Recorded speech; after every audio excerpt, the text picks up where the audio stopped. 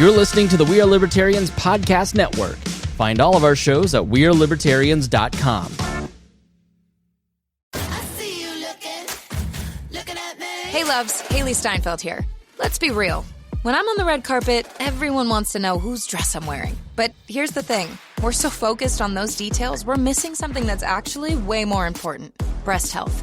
It's wild. Breasts get so much attention, but they're still so ignored when it matters most. Don't know what I'm talking about? Tune in on February 9th and visit yourattentionplease.com. That's yourattentionplease.com. See you then. Oh, it's such a clutch off-season pickup, Dave. I was worried we'd bring back the same team. I meant those blackout motorized shades. Blinds.com made it crazy affordable to replace our old blinds. Hard to install? No, it's easy. I installed these and then got some for my mom. She talked to a design consultant for free and scheduled a professional measure and install. Hall of Fame son. They're the #1 online retailer of custom window coverings in the world. Blinds.com is the GOAT. Shop Blinds.com right now and get up to 45% off select styles. Rules and restrictions may apply. All right, let's get back to some boring subjects. Understand the risk to our country. Freedom brings people together. You're listening to the We Are Libertarians Network. Learn more at wearelibertarians.com. Welcome to We Are Libertarians. My name is Chris Spangle, and we are going to be talking about, something a little different tonight. I'm going to be taking questions from a member of our audience, kind of about the basics of libertarianism and some questions that she has. So I'll be talking to Miranda right after this. Warning, this show is for adults, produced by semi-adults. So the language is sometimes strong and offensive. I don't know what I said. Welcome to We Are Libertarians, where our goal is to help you sound smarter while talking to your friends. We examine current events from a libertarian perspective while treating modern politics with all of the irreverence it deserves. There has been lie after lie. We toss out the screaming heads, put people before political parties, and give context to the news to make you think. Now, here's our host, a 15-year veteran of politics and media, Chris Spangle. Welcome to the program. My name is Chris Spangle, and as I said, it's a little bit different this week. I did this with Lex a while back. I forget what the topic was, but my friend Lex had some questions about something that was going on in the news, and she's like, I really want to understand this thing, and I don't quite know a lot about it. Can you explain this to me? And I said, you know what, not for nothing, but I don't want to explain this for one person on Facebook Messenger. Why don't you come on the show and we'll talk about it? And I've wanted to do a little bit more of this, and I'd like to do more of it. So if you listen to this show and you're like, I'd love to come on and ask a bunch of questions of you, then please send me a note at editor@wearelibertarians.com. A while back in our Facebook group, which you can join at wearelibertarians.com, one of the members posted a long list of questions of quite a few different things, and I said, hey, would you like to come on? And so she's here now. Miranda, thank you for joining us. Hello. Thanks for having me. Yeah, and I forget, what were some of the things that you were asking in the group? Everybody, our group is so polite. Our group, like Tricia Stewart, is like, the time I came on We Are Libertarians, everyone after that came from Wall was so nice, so polite. As a woman, I am treated well, and so thank you to the We Are Libertarians audience for not being full of creepertarians and abusive a-holes. And so I love the interaction that we have in our group, but everybody always starts out their posts like, please, and this must be because all the other groups, like the Lions Pride, or the Lions of Liberty Forum, for instance, must just be vicious. Everybody goes, please don't attack me. I have a question because I'm new. Oh my gosh. It's like 50% of the time it always starts out that way. What were you asking that first time that you posted? Well, the first time I posted, I was really just kind of looking for sources to, read more about the philosophy behind libertarianism. And I actually got a lot of feedback on that, so that was really nice. Yeah, one of us. I'm sure you got more than you bargained for. What were some of the helpful things that you found in that? I got a lot. I got some book sources, and I've really only started reading one. I started reading just Ayn Rand's nonfiction book, Atlas Shrugged. That's really the only one I've had time to start. I can't start 5 different things. I have to start off at one place and then kind of work my way through. But well, you picked one that's going to take you 17 years. How far have you made it into Atlas Shrugged? I'm already at like 250 pages. That's good. That's way further than I made it. This what? That's way further than I made it. I made it in like 50 pages. I was like, I am done with this. Oh man, I actually find it. I don't know. I really like it so far. It just gives me a different perspective. Like, it's a point of view that I've never really looked at and that I've never really heard from. So, in what way? Like capitalism, basically. It's from what I get from it. It's basically from the point of view of true capitalists and. Why should people damn me for just trying to make the world great? Right. So that's pretty much just what I've gotten from it so far. But well, very good. Yeah, I haven't read the books. I did watch the atrocious movies. The first one's not bad, and you can get kind of some of the principles from it. But I think that's where a lot of people start with Atlas Shrugged, and that kind of leads them into harder drugs like Murray Rothbard. So that's always a good place to start. So how did you find out about We Are Libertarians? How did you find out about our group? I assume you might listen to the podcast? Yeah. Well, it's kind of a long story. I didn't really know much about libertarianism before. I had looked into it in the past when Gary Johnson was, big in the media. Mm-hmm. And at the time, some of it just seemed, pretty radical to me. Like, I don't know, it just seemed a little bit too radical for me at the time. And then I just never really looked into it. And then, like last year, toward the end of last year, there were a few things that just made me kind of just fed up with Republicans and Democrats. And I just felt like I couldn't agree with either of them. And I was really looking for something else. So I looked back into libertarianism and I first went to their, it first led me to their page and the party page, and I read their, creed and all that. And I'm thinking, wow, like this is almost exactly me. Like, why have I not been attached to this yet? And so I literally I searched in my podcasts, libertarians, and this was the first one that came on. Cool. So I started listening to it and I was like, this is awesome. I love these people. Like, so yeah, I've been listening ever since. No, go on. No, I'm just kidding. That's great. Yeah, and you have a story that is very similar to a lot of people. And this is what I've tried to tell a lot of the older, more seasoned libertarians who've been around a long time like me. Like, don't beat up so much on Gary Johnson, because there's a lot of Mirandas out there who are going, why did libertarians hate Gary Johnson? They all just seem nuts. I don't get any of this. I mean, did you see, what were some of the things that you saw as radical, or what kind of turned you off? Do you have any recollection? Oh man, this was a few years ago, but, okay, so just the fact that I'm not sure if it was Gary Johnson specifically, or if it was just libertarians that I saw that they just kind of just wanted, it seemed like they just wanted to get rid of like all government and like all taxation. And at the time I wasn't in that mindset. Right. And I have been kind of like an environmental person for like ever. And I don't know, I couldn't give up the thought of getting rid of like environmental law. Like it wasn't in my head. So I don't know, it just seemed kind of radical to me to like have the idea to kick government out of it and like let everybody do their own thing. But I mean, like within the last year, I'm hearing different perspectives and I'm seeing the other side of it now. So it appeals to me a lot more than it did then. Okay. Just because I feel like I'm a bit more open-minded to it, and the fact that I have so much disdain for everything else, I'm just kind of ready to give it up. I think you're in the place that a lot of us are at the beginning, where it's like, I know my eyes aren't deceiving me. I know this isn't working. There's clearly something about this that is not working, and I'm not quite sure what it is, but I need to find a different answer. And I think that draws a lot of people to libertarianism because it's a different answer. And that's one of the things that we tried to do here is try to help you make sense of what's going on in the world. Now, before we jump in, because what I want to do is have conversations like this with people who are newer to libertarianism and like, I don't get this.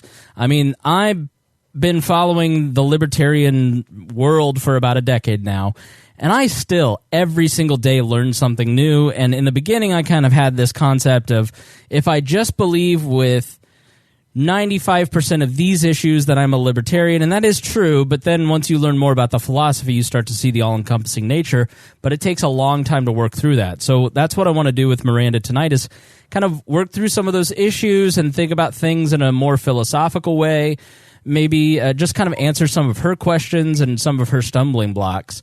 But first, let's kind of get an idea of where you're at politically. You told us a little bit, but would you say you identified with a party? Whereabouts do you live? How old are you? Like, what's your party makeup? Like, what's kind of your political experience? Just give us just like a quick overview of who is Miranda.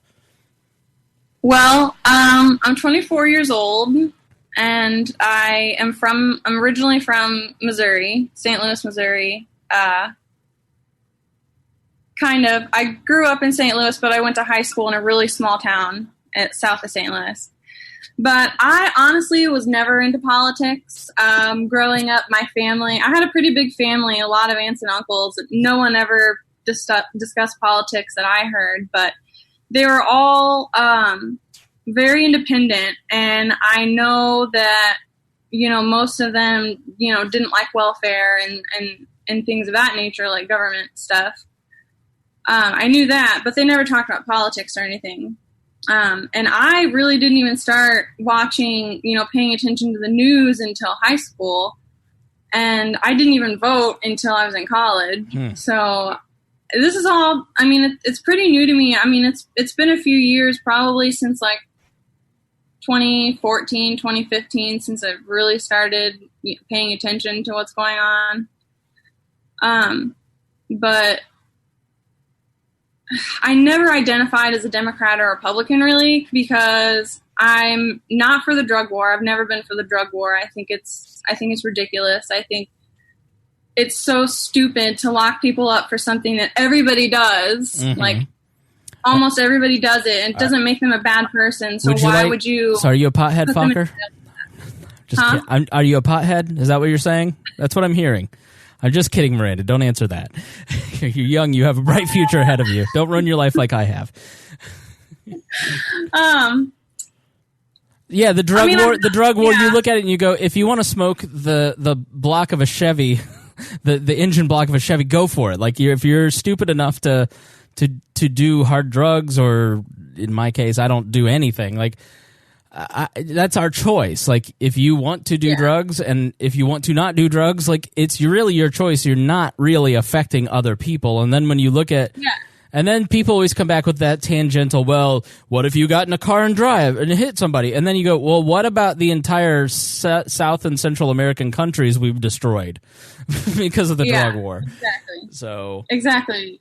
Yeah. And like, oh my God, I forgot where I was going to go. What's your cat's name, by the way? Oh, this is Phil. Phil? Okay, I heard Phil meowing in the background, and Phil is a beautiful white and tan. Is that called calico? I just call him an alley cat. Okay. I don't know what the coat color is called. No, he's just or is it? I thought it was a tabby. Yeah, that's about what that. All right. Well, I have ADD, as you can tell, so I get distracted very easily. And a cat walked by, and when I see a cat, I have to say hi to it. Yeah, I know you have a cat too. I've heard you talk about your cat. Yep, Mitten's literally started walking up right now. She's coming to say hi. Muffins was here earlier, so let's jump in. Let's start with some of your questions. I know that you were very. Okay. I hope every person that does this is as diligent as you are. You like messaged me with a list of dates and questions, and I was like, this is great. I wish any of my co-hosts were as organized as Miranda is. So let's start off with like kind of the first thing that you're running into that you want to know about. Well, I guess should we start with the political stuff? Yeah, let's start with politics. So I'm curious why is there such a huge two-party system? Like, and why is it so hard for libertarians to win the presidency? I mean, they run, but they only get like what a single-digit % of the vote or something every time. It was 1% of the vote normally, and then Gary Johnson got 3% of the vote. And if just, I mean, does it have to do with like ballot access and and money, basically? Yep, exactly right. And it going back to our founding, have you heard of the term gerrymandering? Yeah, where they draw certain political lines and they can do it to like favor. Right, and that is named after That's named after Elbridge Gerry, who signed. I know he signed the Constitution or the Declaration. He was really good friends with John Adams, and Elbridge Gerry in Massachusetts started drawing lines that were favorable to his party, and a local newspaper called it gerrymandering, and so now it's turned into gerrymandering. So it's named after one of the founders. It's from the very birth of our republic. The politicians in this country have been drawing lines that are favorable to their particular interests. And as democracy has grown, the citizens of this country have been able to kind of pull and push a little bit more to get fairer lines. But I think we're at a point now where it's insane that we don't have artificial intelligence drawing the lines. I was involved in a project called Rethinking Redistricting in 2009 here in Indiana, and it was put forward by then Secretary of State, future Congressman, now out of Congress, named Todd Rokita. And he worked with the Brennan Center to draw lines based on artificial intelligence, completely separate from political interest, just apportioned by population. And what you saw were the districts drawn by Republicans in 1999, 2000, had neighborhoods cut in half, and city streets were cut in half. Well, if you lived on one side, you were in the 5th congressional district, and on the other side, you were in the 7th. And when you redrew the lines, you kept all these communities together, you kept neighborhoods together, and it ended up, we had, I think that next year, 6 competitive state Senate and state House races out of 150. 6 were competitive. And under the new maps, it would have been like 50. And so, right. And so what the parties do is they draw lines to preserve resources, basically. So they're going to fight it out in those 6 instead of 50. And it's a way it's a way to basically centralize control, because then the parties, the caucuses within the state houses, the politicians that kind of make up the top echelons can then determine who's doling out the money to people in trouble or not. So it all comes down to keeping certainty within the political system, and that means that you and I are kind of out of the bounds. So you had a question kind of clarifying some of that. Yeah, I'm just so when they're drawing these lines, are they basing it off of like historical voting patterns, they say it is. How exactly are they choosing? So in Wisconsin, there's been a lot of lawsuits over Wisconsin, North Carolina, and several states. There's been the Supreme Court just punted on one of these, I think in North Carolina, which is a huge mistake. In Wisconsin, the state House Republicans, the way that the maps had always been drawn is it had been done on a committee, and it had been kind of open, and there was public comment, and there was some level of transparency. But when they drew the lines a decade ago, when Scott Walker was the governor, they literally would the only transparency that they had, the people responsible for drawing the lines, 2 or 3 state house reps, drew the maps, and then would invite Republican state house members to come in and see where their map was drawn. Not the whole map, just their map. And none of the Democrats got to see it. And then they rushed it through and passed it. And so there were lawsuits in all through the Wisconsin and federal courts around those maps and in several other states. And so there is a big push, and it's spearheaded by the Brennan Center, which is out of, I think, New York City College, I think CUNY, to really push for fairer maps and give a lot of data. So if you want to go way down the rabbit hole on redistricting, the Brennan Center is a great place to start. And as is 538 did a podcast series on redistricting that was really good, that kind of talked about a lot of this stuff. But when you ask, like, what criteria do they use? Yes, they use the criteria of past voting records, census data, and any information they can get their hands on, and then they draw it in a way that is favorable to their party. And Democrats are beside themselves because there are more state Republican legislatures than there are Democrat legislatures. But the fact is that they do the same thing and have. That's why Democrats had control of the Congress for 40 years before the 1994 revolution, when Newt Gingrich became Speaker of the House. So both parties have basically hijacked this whole process, and that does play into why a lot of libertarian and third parties in general have a lot of problems, because when you're drawing districts that are favorable to your party, you then tend to move your parties to the fringe. And so that's why we've seen the parties move over the last 30 years more to the left and right, and to the point that the Democrats are running some of the most radical Democrats in 100 years for president, because they can, because their farm team is basically made up of people that have safe seats. And so the way that American politics works is just like Barack Obama. You'll remember maybe that he became a state senator, and then he moved up to United States senator, and then he moved up to president.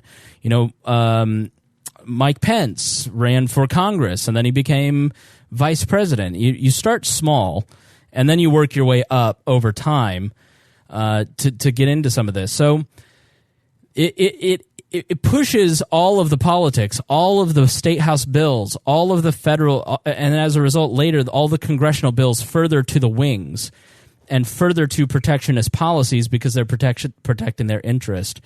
And they implement things like restrictive ballot access laws.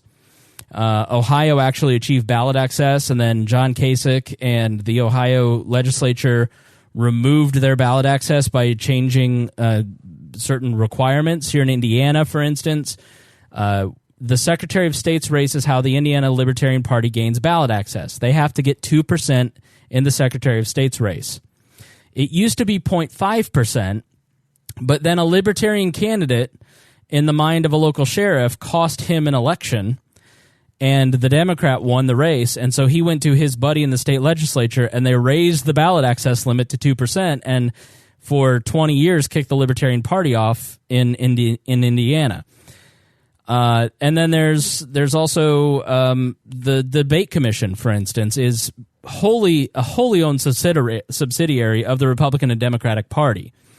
And so when Gary Johnson says, well, okay, what polls do I need to get 15% to get in the televised debate? They go, well, this poll. And then the pollsters who have connections to the party only poll older people. And people over 40 don't vote for the Libertarian Party candidate. It's like 1% of the vote comes from older people, and then people under 40 vote at 10%, according to a lot of exit polls. So there's a lot of systemic problems. And then you add on top of that, if you're the Libertarian Party candidate, you have 50 different sets of ballot access rules. You have petitions, or, here in Indiana, we have automatic ballot access. In some states, you have to go out and hire petitioners, and you have to get 3 times the amount of required signatures. It's a tremendous amount of work to get on the ballot, and it's almost impossible to get on the ballot in all 50 states if you're a third-party candidate. If you're running third party, you had to start early this year, to get on the ballot in November of next year. And so systemically, the parties have really done a great job of protecting their interests, which doesn't always align with our interests. And you end up in a moment where, if polled, the American people generally are very libertarian, but their elected representatives don't reflect that because the laws have been manipulated in their favor. So that was a lot, but that's kind of why the Libertarian Party really has a tough time. And so it's really disingenuous when you see, people go, oh, well, they only get 1%. It's like, yeah, but you guys are cheating. It's like letting Coke and Pepsi design the rules for selling soda drinks, and then you wonder, why is RC Cola nowhere? Yeah, I mean, that's just insane to me. And how it's just allowed to go on like that really just blows my mind. Like, I just don't understand. So it's not completely free, it's not open at all. There's no fairness whatsoever. It's all fake and rigged, like that. Right. So that's crazy. Powerful corporate interests understand at this point in the game, predictability in the American political system is necessary. And it's because so much regulation, so much taxation, and so much, now tariff policy, the government and corporations are so intertwined at this point in America. Then we have something called crony capitalism, which is not capitalism or free markets at all. It is an early stage of fascism. And corporate interests will maneuver politics using money to ensure that a third party doesn't really get ahead because they want predictability. A third party candidate, that's why Trump is so hated by people in the corporate media, in the upper echelons of both party, in the the class of pundits and intellectuals and college professors and really the ruling elite in America hate Donald Trump because he's so unpredictable. We don't mind George Bush or Barack Obama because they're sort of the same as has always been. And so what I've always said to libertarians is like, watch what happens to Trump, because if you ever did actually get close to the White House, you would be treated in the exact same way. Your character would be assassinated. It'd be character assassination left and right. You're going to see it with Justin Amash. You're going to see a fine, upstanding human being completely propagandized into a demonic figure by the United States media because their bills are paid by the people that have also bought off the politicians. So the only way to really fight through this system is to share content like this, wake up enough people, and try to get enough people to understand what they're up against, what's going on, because you're disgusted right now. You're mad. How can they get away with this? Who is in charge? Well, you're in charge. And so it's up to the listeners to say to their friends, if you don't like what's going on, you've got to start learning what's going on and then start organizing against it. I would think that I just would think that, big businesses would want a libertarian up there, because they're about letting you be free. Right. But apparently not. Yes, but if you're Boeing or Northrop Grumman or any of the other weapons makers, oh yeah, you don't want a libertarian up there. Yeah, that's true. You don't want an independent thinker. You want somebody that you can control. George Bush looks like somebody you can control. George W. Bush is an affable guy, but seems like somebody that's probably controllable. Barack Obama just wanted power. He wanted to be a part of the club. And that's what a lot of these guys, that's what Donald Trump wants. Donald Trump wants to be accepted, and he's not, and so it drives him crazy, so he trolls him, which is great for us. This episode is brought to you by the 2025 Lincoln Aviator SUV. The 2025 Lincoln Aviator nails that feeling of next-level confidence. The updated grille and sleek lights, total head turners. Under the hood, a refined twin-turbo V6 powers you through with authority. Inside, pure comfort. Plush 3-row seating, custom climate control, available massage seats keep you ready to tackle whatever's next. Explore more at Lincoln.com. Some models, trims, and features may not be available or may be subject to change. Check with your local retailer for current information. Lincoln and Aviator are trademarks of Ford or its affiliates. At the UPS Store, we know things can get busy this upcoming holiday. You can count on us to be open and ready to help with any packing and shipping or anything else you might need. Is there anything you can't do? Actually, I don't have a good singing voice. The UPS... Nope. But our certified packing experts can pack and ship just about anything. At least that's good. The UPS Store. Be unstoppable. Most locations are independently owned. Product, services, pricing, and hours of operation may vary. See Center for details. Come in today to get your holiday goodies there on time. This episode is brought to you by Abercrombie. There's nothing better than the perfect jean and going out top combo, or an outfit that perfectly matches your plans. Abercrombie's relaxed jean goes with every occasion. Date nights with something lace, or daytime with a cozy sweater. And their barrel jean will surprise you. It's the trend that will become a staple in your wardrobe. Abercrombie denim comes in tons of rises, fits, and washes. Find your perfect pair online or in store. Okay. Yeah, so, I mean, I've heard you mention before, it's better to, try to get libertarians locally, and that will, help them in the future maybe move up. Yeah. So we have to build a farm team.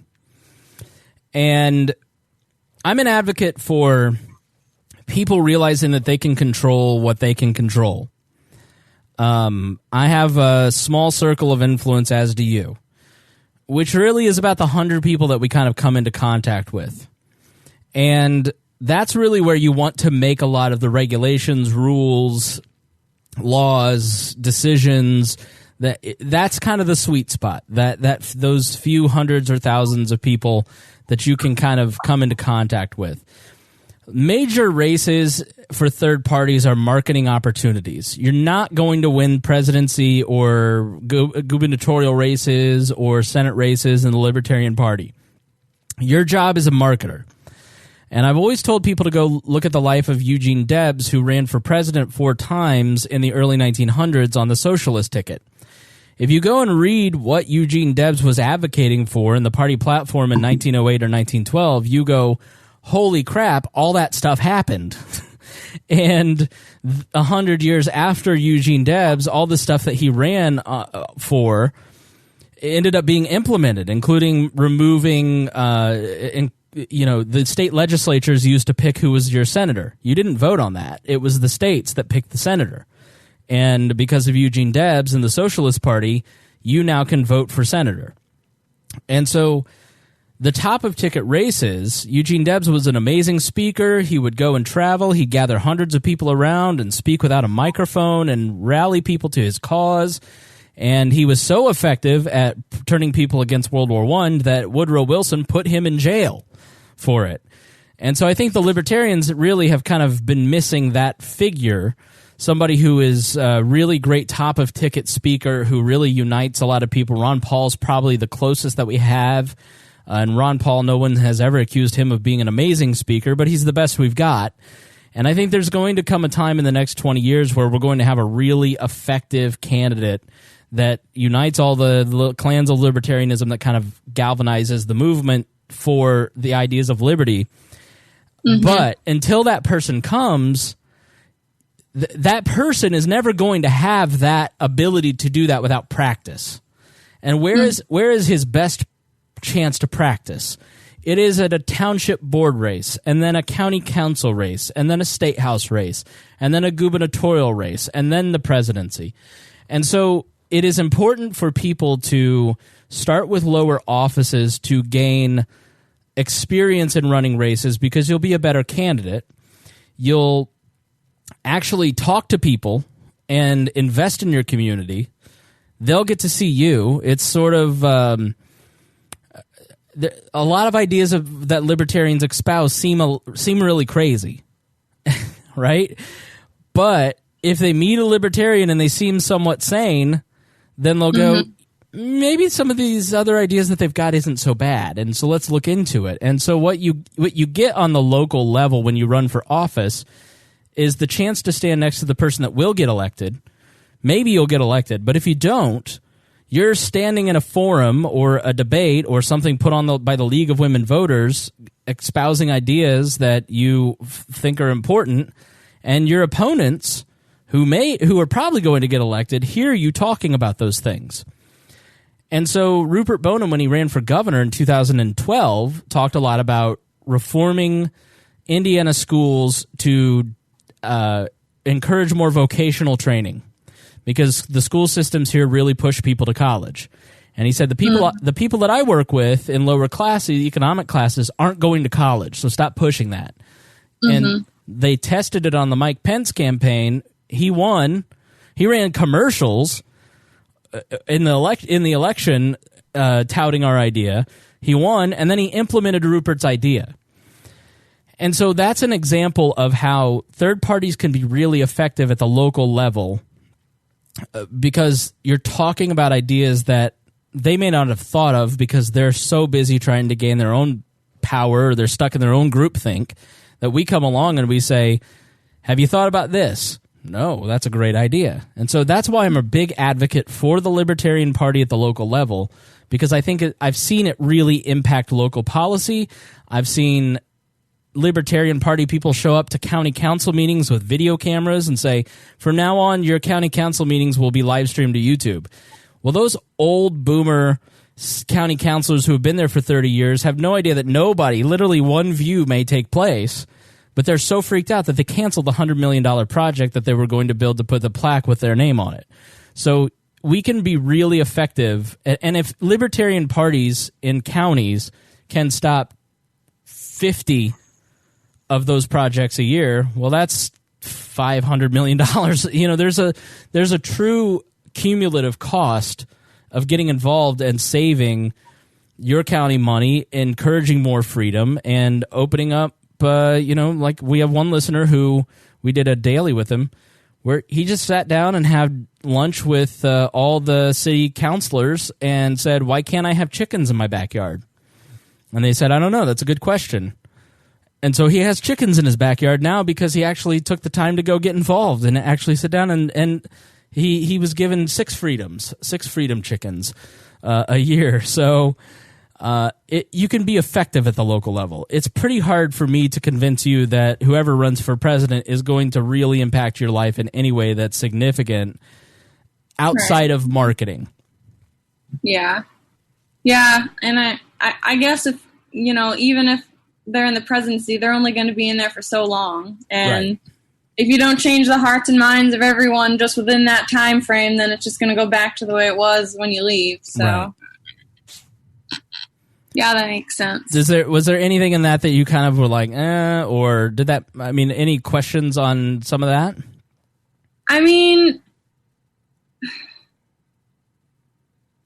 I'm just curious how I could personally get involved. I mean, going to town meetings and whatnot. I mean, I never hear of any of that around here, but I guess that's something I would have to probably research into and maybe call about.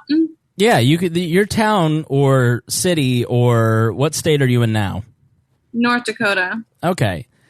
Yeah, Fargo.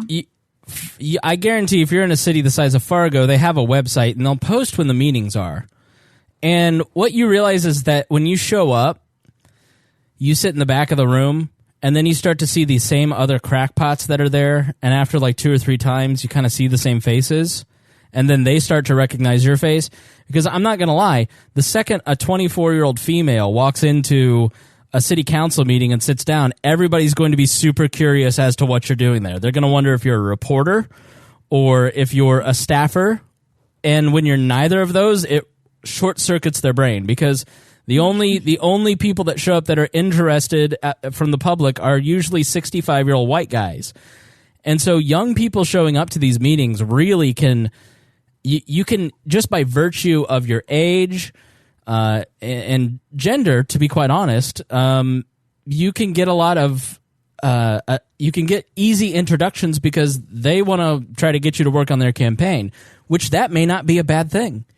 You may actually want to go work on a Republican or Democrat's campaign, and say, I don't know that I believe what you believe, but I'll stuff some envelopes so I get the chance to talk to you a little bit more to figure out what you believe. Or you'll find a lot of closet libertarians in elected office that way. Just showing up repeatedly will get you an introduction to your fellow crackpots, that 65-year-old guy with the dirty hat who shows up and starts ranting about the New World Order, and then the less crazy guy who's around the same description going, yeah, that's Dave. And it's kind of fun to talk to some of these weirdos, and then, you talk to the media, you talk to it. Just going to the city council meetings can be a great way to just kind of get an idea of what's really going on in your community.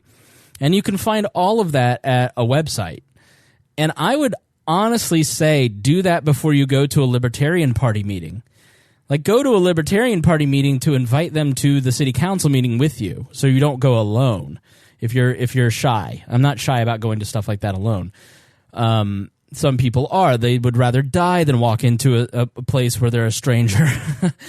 But I would suggest going to your county council, city council, town council meetings before you go to a Libertarian Party meeting, because I think you're going to get, if you understand how government works, you're going to be more effective at dismantling it. Instead of just going to the Libertarian Party meeting and ranting about how we need to dismantle it and never learn a thing about how your government works. Yeah, that makes sense. Is that something that you would do?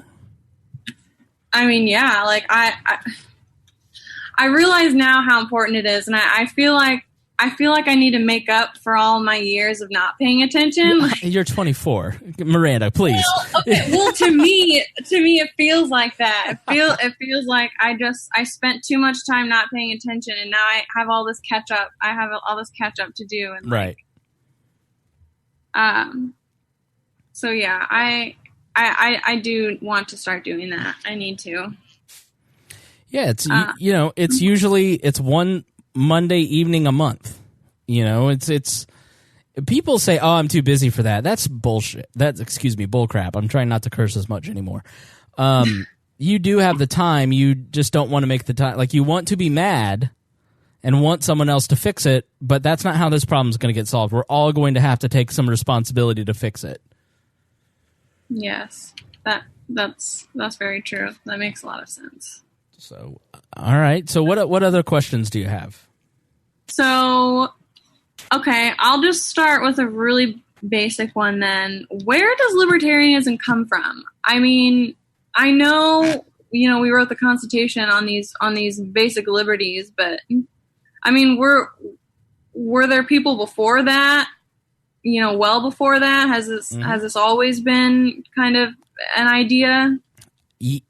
Yes, and no. So what most people don't realize is the idea of liberty and individual rights specifically are very new concepts in terms of human history. And so if you're not a young earth creationist and you believe that humans have existed for, let's say, 100 to 100,000 years, for most of human history, we have existed in small roving bands. And you and I, 100,000 years ago, if we were together in a tribe, there would be 20 to 50 other men and women, and there'd be a bunch of kids, and nobody would know who the paternity of the kid. Like, it was very much a pack. We were pack creatures, and we were nomadic. And then sometime around 6,000 BC, I think we started to build in Sumeria, Egypt. We started to build city-states and or empires or larger than tribe type cities, and we started to elect rulers. Now, in those tribes, there were always people who were in charge. There's always been somebody that is the decider. Somebody who, when you have a problem, is kind of the authority figure. And you're in your office. I don't know what you do for a living, but let's say you're in an office of 10 people. There's a boss, right? So, but in a band of 50 people, it's hard not to be fairly egalitarian and try to get opinions from various people. But once we started to consolidate into cities and started to elect rulers, you started to get more and more removed, if you're on the bottom rung, from the people who were making decisions. And taxation began, and that took income away from people. And you get to the Roman Empire, which is kind of the precipice, I mean, maybe medieval Europe as well, where it's just these massive empires where one guy is God way over in Rome, but you live in Britain, and he gets to do with you whatever he wants. You're a subject. Most of let's say, the period of history where we have writings and have some cognizance of how humans existed, there has been some form of a ruler. And I don't know if there's a great TV show on Netflix called Versailles, and Louis XIV was kind of the pinnacle. The Sun King was the pinnacle of European royal power. And Louis literally spoke for God. And so when a guy says that he speaks for God on earth, then you pretty much have to do whatever he says because you don't want to disobey God. And so he taxed people insanely, and it really robbed, like Louis XIV not only taxed his people nearly to death and almost starved them, towards the end of his life he started persecuting people over religion, so you didn't have freedom of thought. So you have this existence for a lot of human history where you're constantly being surveilled, you're constantly being harassed by local authorities who are doing things in the name of the ruler, you're being taxed, your wealth, what little wealth you have, is being taken, and if somebody else wants to do something to you, like put you to death for thinking or saying something out loud, they can do it because they're the king and you're not. And once we get to the Enlightenment, after the Reformation in the 1500s, there starts to be a lot of strain of thought coming out of the Middle Ages of maybe it's not supposed to be this way. And it starts to kind of fracture. And so once in the Reformation, religion starts to crack, government starts to crack. And the government then was monarchism in the West. And have I lost you at all? I hope this isn't confusing. No. Okay. And so you start to get people like Frederick Bastiat in France pop up and say, or John Milton in England, and the Scottish Reformation took place, and you had people like Adam Smith, and you started to have, from 1500 to 1700, all of these different little disparate people challenging the power of ultimate authority, divinely inspired rule. And the printing press just kind of lit that on fire. And the ideas of liberty really started to spread. And you get to England, where, France has this bloody revolution after our revolution, and they're kind of taken out of the game. I should go back. I should go back to the 1600s, early 1700s. You had John Locke in England, Adam Smith in Scotland, John Milton, who I mentioned, talking about individual rights, and the government derives its power from its people. It doesn't derive its power from just being in charge. Like, you can't just walk into a Walmart and declare yourself the ruler of the Walmart. If you want to rule the Walmart, you really have to earn the consent of the governed. You really have to gather people around, and those people truly hold the power. You don't hold the power just because you've declared yourself the king and have a few guns. Now, or we're born into it. Say that again? Or we're born into it. Exactly right. And so they start to challenge the idea that because the king says he's the king and he rules, it really challenges those underpinnings. And then once you get to the American founding, you have now a model to the rest of the world of a country being formed out of an empire like Britain on the foundation of individual liberties and natural rights. And so it was a huge epoch in human history when a government declared that we would not be ruled by a king, we would not be ruled by a tribal leader, we would not be ruled by a central authority, we would be ruled by a republic. And it would derive its power from the people. It would be a republican democracy. Now, there had been some forms of democracy and republicanism in ancient Greece and Rome, but when you look at like the republic in Rome, it was very corrupt, and when you look at the democracy in Greece, it was very stagnant. And so what the founders tried to do is try to meld all of these ideas, these little threads of liberty, into a system that would allow you and I to be on a podcast talking shit about the government without fear of the secret police kicking in our door. And so we think that because some guys in some old dusty powdered wigs, we think that's like ancient history. But that's a fairly new system of government in all of human history. And so libertarianism is mentioned as early, I've seen H.L. Mencken mention it in the 1912s, 1920s in some of his writings. It comes out of classical liberalism, which is John Locke, which is the founders, which is John Milton and others.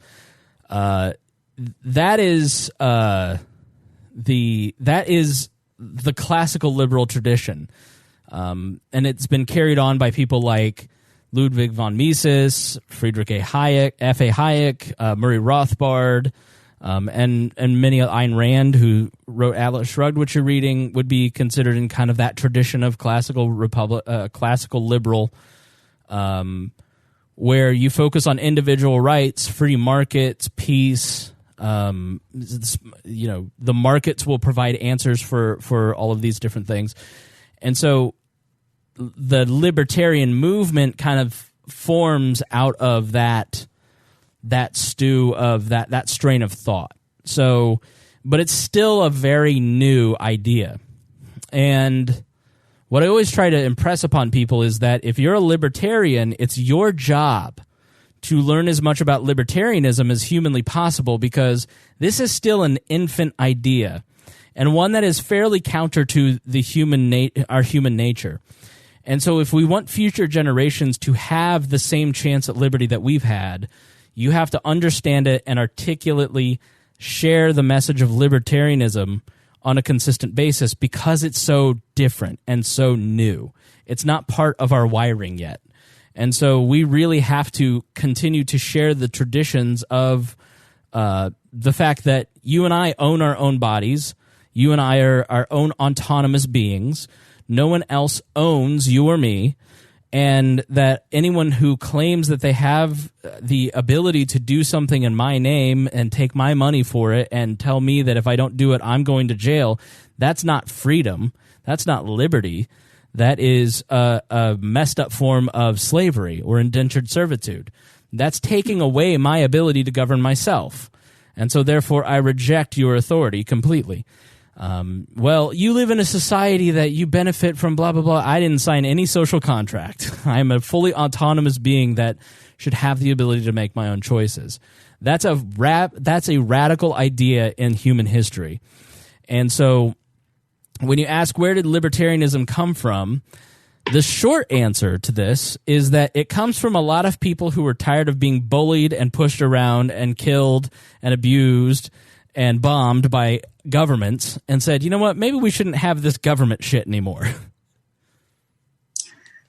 So historically, a lot of these people who wrote about and who believe that, okay, so the individual right, did a lot of them or most of them or all of them, did they believe that, God is the one who put that right upon them? Some, and others no. There's the idea that everyone who existed before 1975 was just super religious. And that's just not the case. I mean, religion has been the idea that America is a religious Christian nation. Yes, Christianity was certainly a big part of our founding, but it also was, that idea was really ramped up during the Cold War to make us look like a more moral nation than the Soviet Union. So we get to do whatever we want to them because we're moral and they're not. People like John Locke or John Adams were very religious. But, Thomas Jefferson was not as religious. Ben Franklin, I don't think, was very religious at all, quite frankly, the amount of orgies that he went to. So the idea of natural rights isn't dependent upon a creator. I believe that it's if you breathe, if you are a human being, you are deserving of dignity, respect, and the ability to rule yourself. Now, does that right come from the fact that God created me, or does that right come from the fact that I am just an autonomous breathing creature? You can pick either one, but it doesn't change the fact that because I breathe, I am an autonomous creature that is supposed to have self-government. So in my mind, it isn't dependent upon a creator for natural rights to exist. God-given rights or natural rights, it just, you have them because you're born. So how you got here or what spurred that is really irrelevant to the fact that you just exist. Yeah, that's a good point. I'm just I'm just thinking to myself, like, how, I mean, I'm personally, I'm agnostic, so I'm just trying to ask myself, why do I feel that? Why do I feel like I should just leave people alone, let them do what they want? I mean, I feel that way, but it's like, a lot of people say it's a natural right from God, and I'm just thinking, well, if some people don't believe that, then how would you explain that to them? Not in those words. But I mean, simply because we exist, I mean, that's how I feel. So sure. I don't know. Right. I'm probably not explaining myself well, but no, I get it. I think that a lot of the people who talk about natural rights, especially in the last decade, have come from the Tea Party. And the Tea Party was hell-bent at a certain point on turning America into a theocracy. And I'm looking at a book right now by David Barton called Original Intent. And the whole point of his book is to show that the founders formed us as a Christian nation, and therefore we need to be a religious people. It's called dominionism. And that's just not the reality. Yes, Christianity is a part of our country's heritage, and a lot of our laws are founded on Judeo-Christian principles, but it doesn't mean that you have to be religious to believe in the ideas of liberty. You can just be an agnostic like yourself and say, I don't have all that worked out with God right now, but the reality is that I deserve to have self-government and the freedom to choose what I believe about religion without someone on the right telling me that I need to be a Christian or someone on the left telling me I need to be an atheist. Mm-hmm. Yeah. Okay. So there's still a lot of opinions that I'm trying to work out. I've been thinking of a lot of things from a libertarian perspective, issues that I hear. And there are just some things that I can't wrap my head around how our society would work if we dealt with these things from a libertarian perspective. So I'm just kind of curious, from your point of view or other point of views you've heard, like how we would deal with, certain things. Okay. I'll give it my best shot. One of them being age of consent. And I've heard some people talk about this, who was it? It was one of your candidates. Arvin, yeah. Actually, a couple of them I heard talking about how, you can just think of their mental ability. And if they act older or they act younger, base it off that. But, I mean, I'm thinking on a day-to-day basis, I feel like a lot of, fucked up shit could happen that it would be really hard to use that as a basis.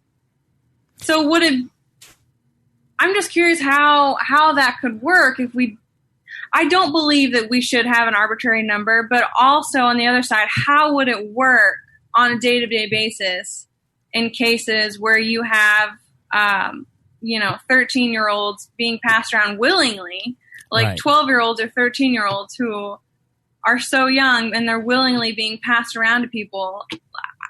Would we just say that's okay. They're willing. I would personally not. No, and I don't agree with those presidential candidates on a lot of this. And I think and I'm not saying this about them specifically. I'm saying that there is a bit of a vibe that when I hear libertarians talk about this subject, I go, are you asking for permission? Because there's a bit of that kind of coming across. But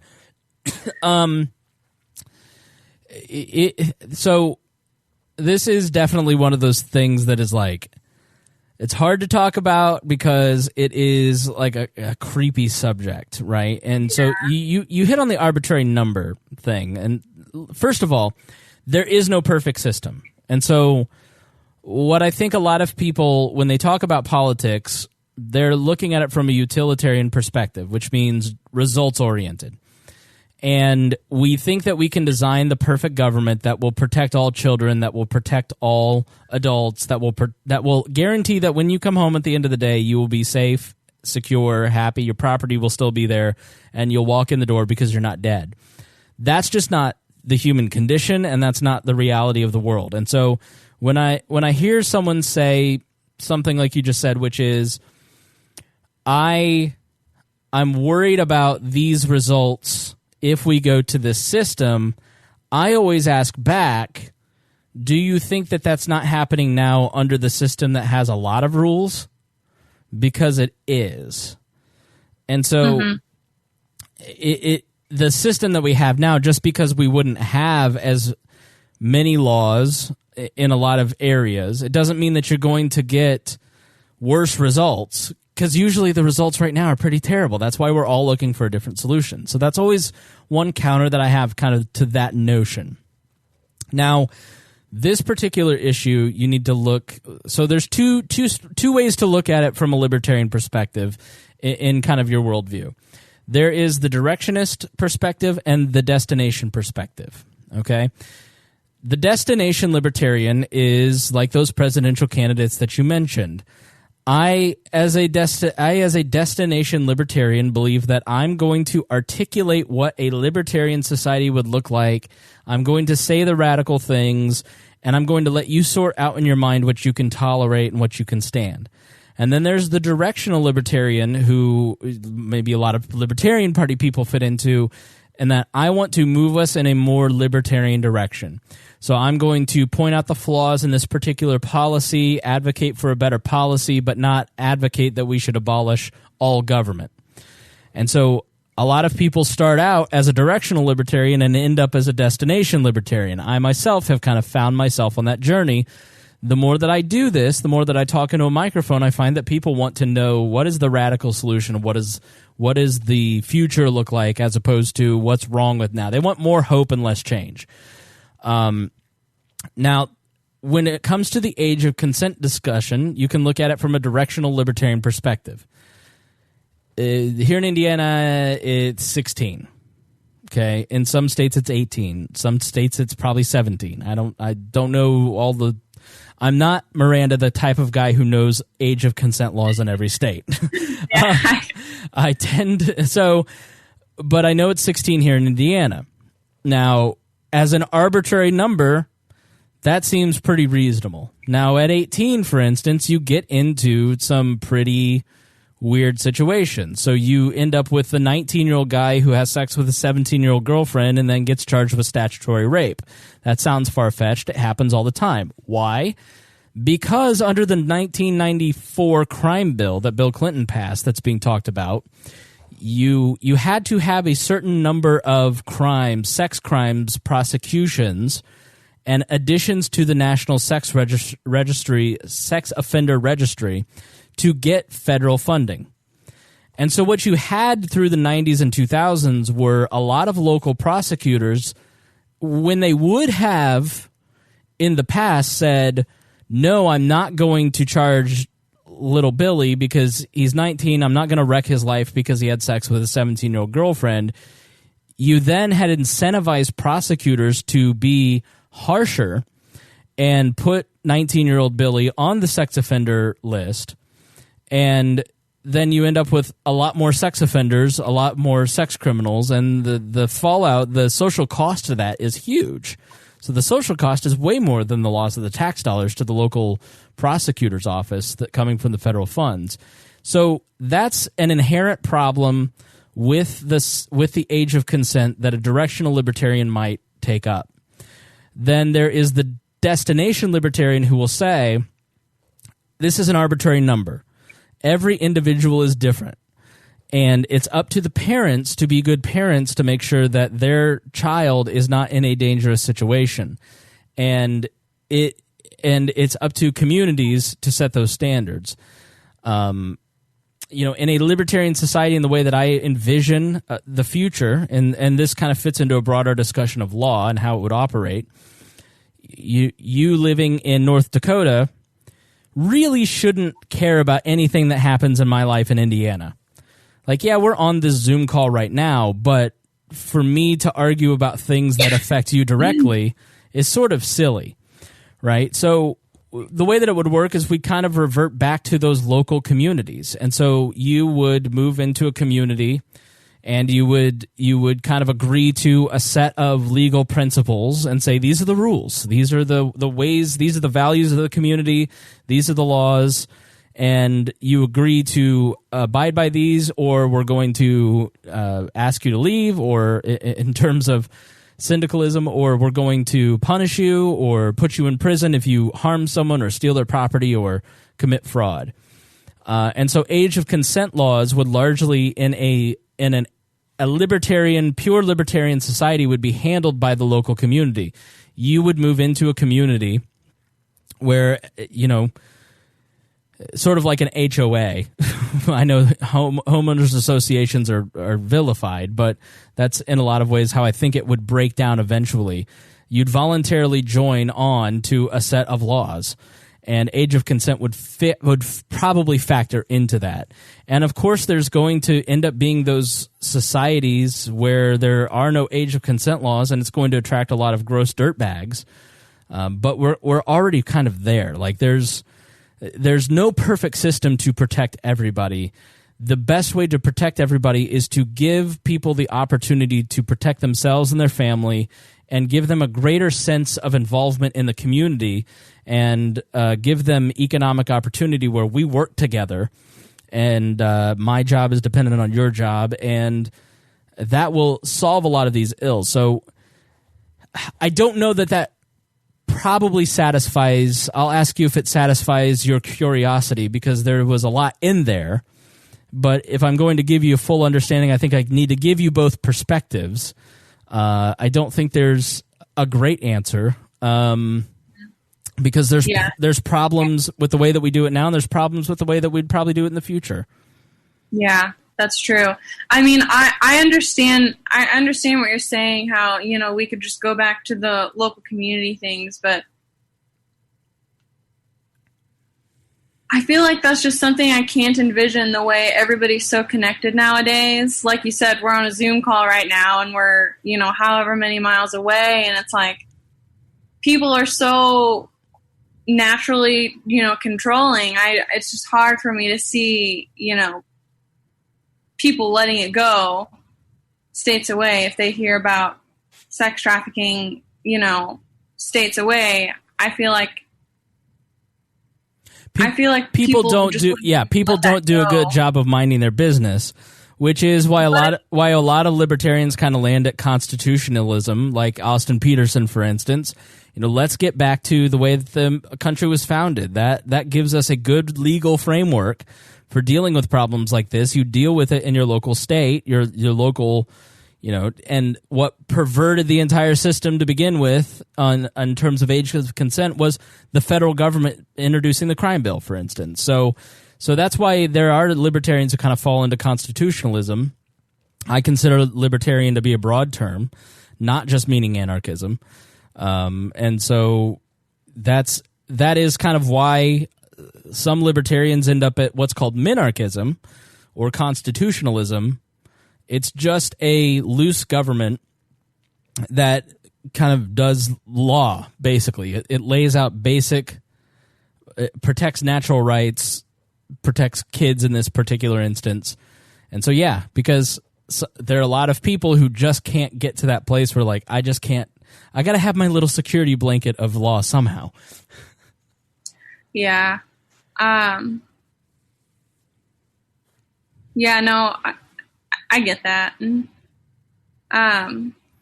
Another thing that I was let me ask, because I feel like it didn't totally satisfy, but I don't feel that I can. So, I mean, any other questions? I mean, I see that there's multiple different things that you could think of, and if it was a libertarian society, I mean, it is pretty open and case by case, and if it's going to be different everywhere, then it's just going to vary no matter what. Which it does now. Yeah, and most people will live in a place that has some legal framework. So most people are going to choose to live in a place that has a legal framework that protects them and their kids and their property. So I don't think that we would be without law. I think you would voluntarily work on those laws with the people that you're around. Mm-hmm. Yeah, and I feel like things that go really far, I think as a society we tend to be good about, demonizing that ourselves without the government having to be there anyway. So yeah, in my mind, somebody who has manipulated a 13-year-old girl or boy into being a sex object, that person's committing a crime. And just because we have a United States government or we have an anarchist government, I want that person prosecuted. Like that. Anarchism or a more pure form of libertarianism does not mean lawlessness. Mm-hmm. Yeah, I can see that, and it's even if we didn't have, I feel like even if we didn't have a system to prosecute people for that, we would just kind of shun them anyway. Yep, right. Like people. My laptop is about to die. I'm going to go grab a charger real quick. Okay. I'm going to take this. I'm pretty satisfied with that. Okay, good. Well, while you do that, I'm going to thank our patrons for this episode. I want to thank Jason Doolittle, Craig DaCosta, the Libertarian Coalition. Go join their Facebook group and like their Facebook page. Christy Avery and intern Ed Brehob. Thank you guys so much for being patrons. Thanks to all of our patrons for joining us here on We Are Libertarians and making things like this possible. These kind of conversations where we're trying to work out things. It's not just Miranda that we're talking to thousands of people will hear this episode, and hopefully through 2020 we'll create a lot of new libertarians or help new libertarians understand what they believe. So that is all made possible because our patrons pay the bills, which you can join our Patreon at wearelibertarians.com. Just click on support or click on the Patreon and you can join today. And without our patrons, we wouldn't do this anymore because the bills are way too expensive for me to shoulder like I did back in the day when it was $50 a month. It's hundreds of dollars a month to operate a platform this big. We're looking at several big projects, a couple new shows, and so it's more important now than ever before for you to join our Patreon. So thank you for getting your cable so I could pay the bills, Miranda, but we're back to you. What is your next question? So I honestly don't know much about how much the federal government is involved with banking. Ooh. But maybe could you just explain a little bit how much they are involved in it? And would you be surprised to know that the Federal Reserve that prints your money and is in control of the United States money supply is not officially a part of the federal government? Yeah, that is. I would be surprised. Is it just it's a whole separate entity? It is basically a cartel of the major banking institutions operate the Federal Reserve with oversight from the United States Congress, and that is the extent of it. So it was formed in 1913. All bad things happened in 1913. If you wonder, why does this suck? It started in 1913 under Woodrow Wilson when a group of bankers met on an island called Jekyll Island. There's a book called The Creature of Jekyll Island, if you want to kind of know. G. Edward Griffin wrote this great biography, basically, of how all this formed. The Creature of Jekyll Island? From Jekyll Island, yeah. And he's a good writer, too. So, and it basically kind of talks about the formation of the Federal Reserve and how you and I are not in control of our own money supply. And when you look at inflation of the U.S. dollar from then until now, it's massive, and especially since 1972 when Richard Nixon took us off the gold standard. And what that means is that when you hold a dollar, that paper dollar, it's backed now by the full faith and credit of the United States. And it used to be backed by $1 worth of gold in Fort Knox. And so we went from tying our money from a tangible asset to the full faith and credit of the United States government. Now, Miranda, I ask you, how much faith do you have in the United States government? Not very much. Hence why your dollar's Hence why your dollar's getting more expensive. And so I always like to give this example. When my dad graduated in the early 70s or mid 70s from high school, a car was $5,000 and a house was $70,000. When I graduated high school in 2002, a car was $20,000 and a house was $150,000. You know, when you graduated high school, like a decade later, $30,000. And so it's that inflation is a hidden tax on our money. And so there's a very serious problem. Now, I'm going to say this. You've asked a very complicated question.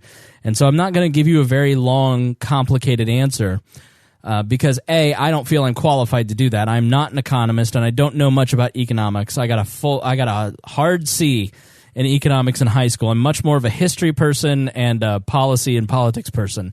But there are many great books like The Creature of Jekyll Island. Mises and Murray Rothbard have put out a lot of good books on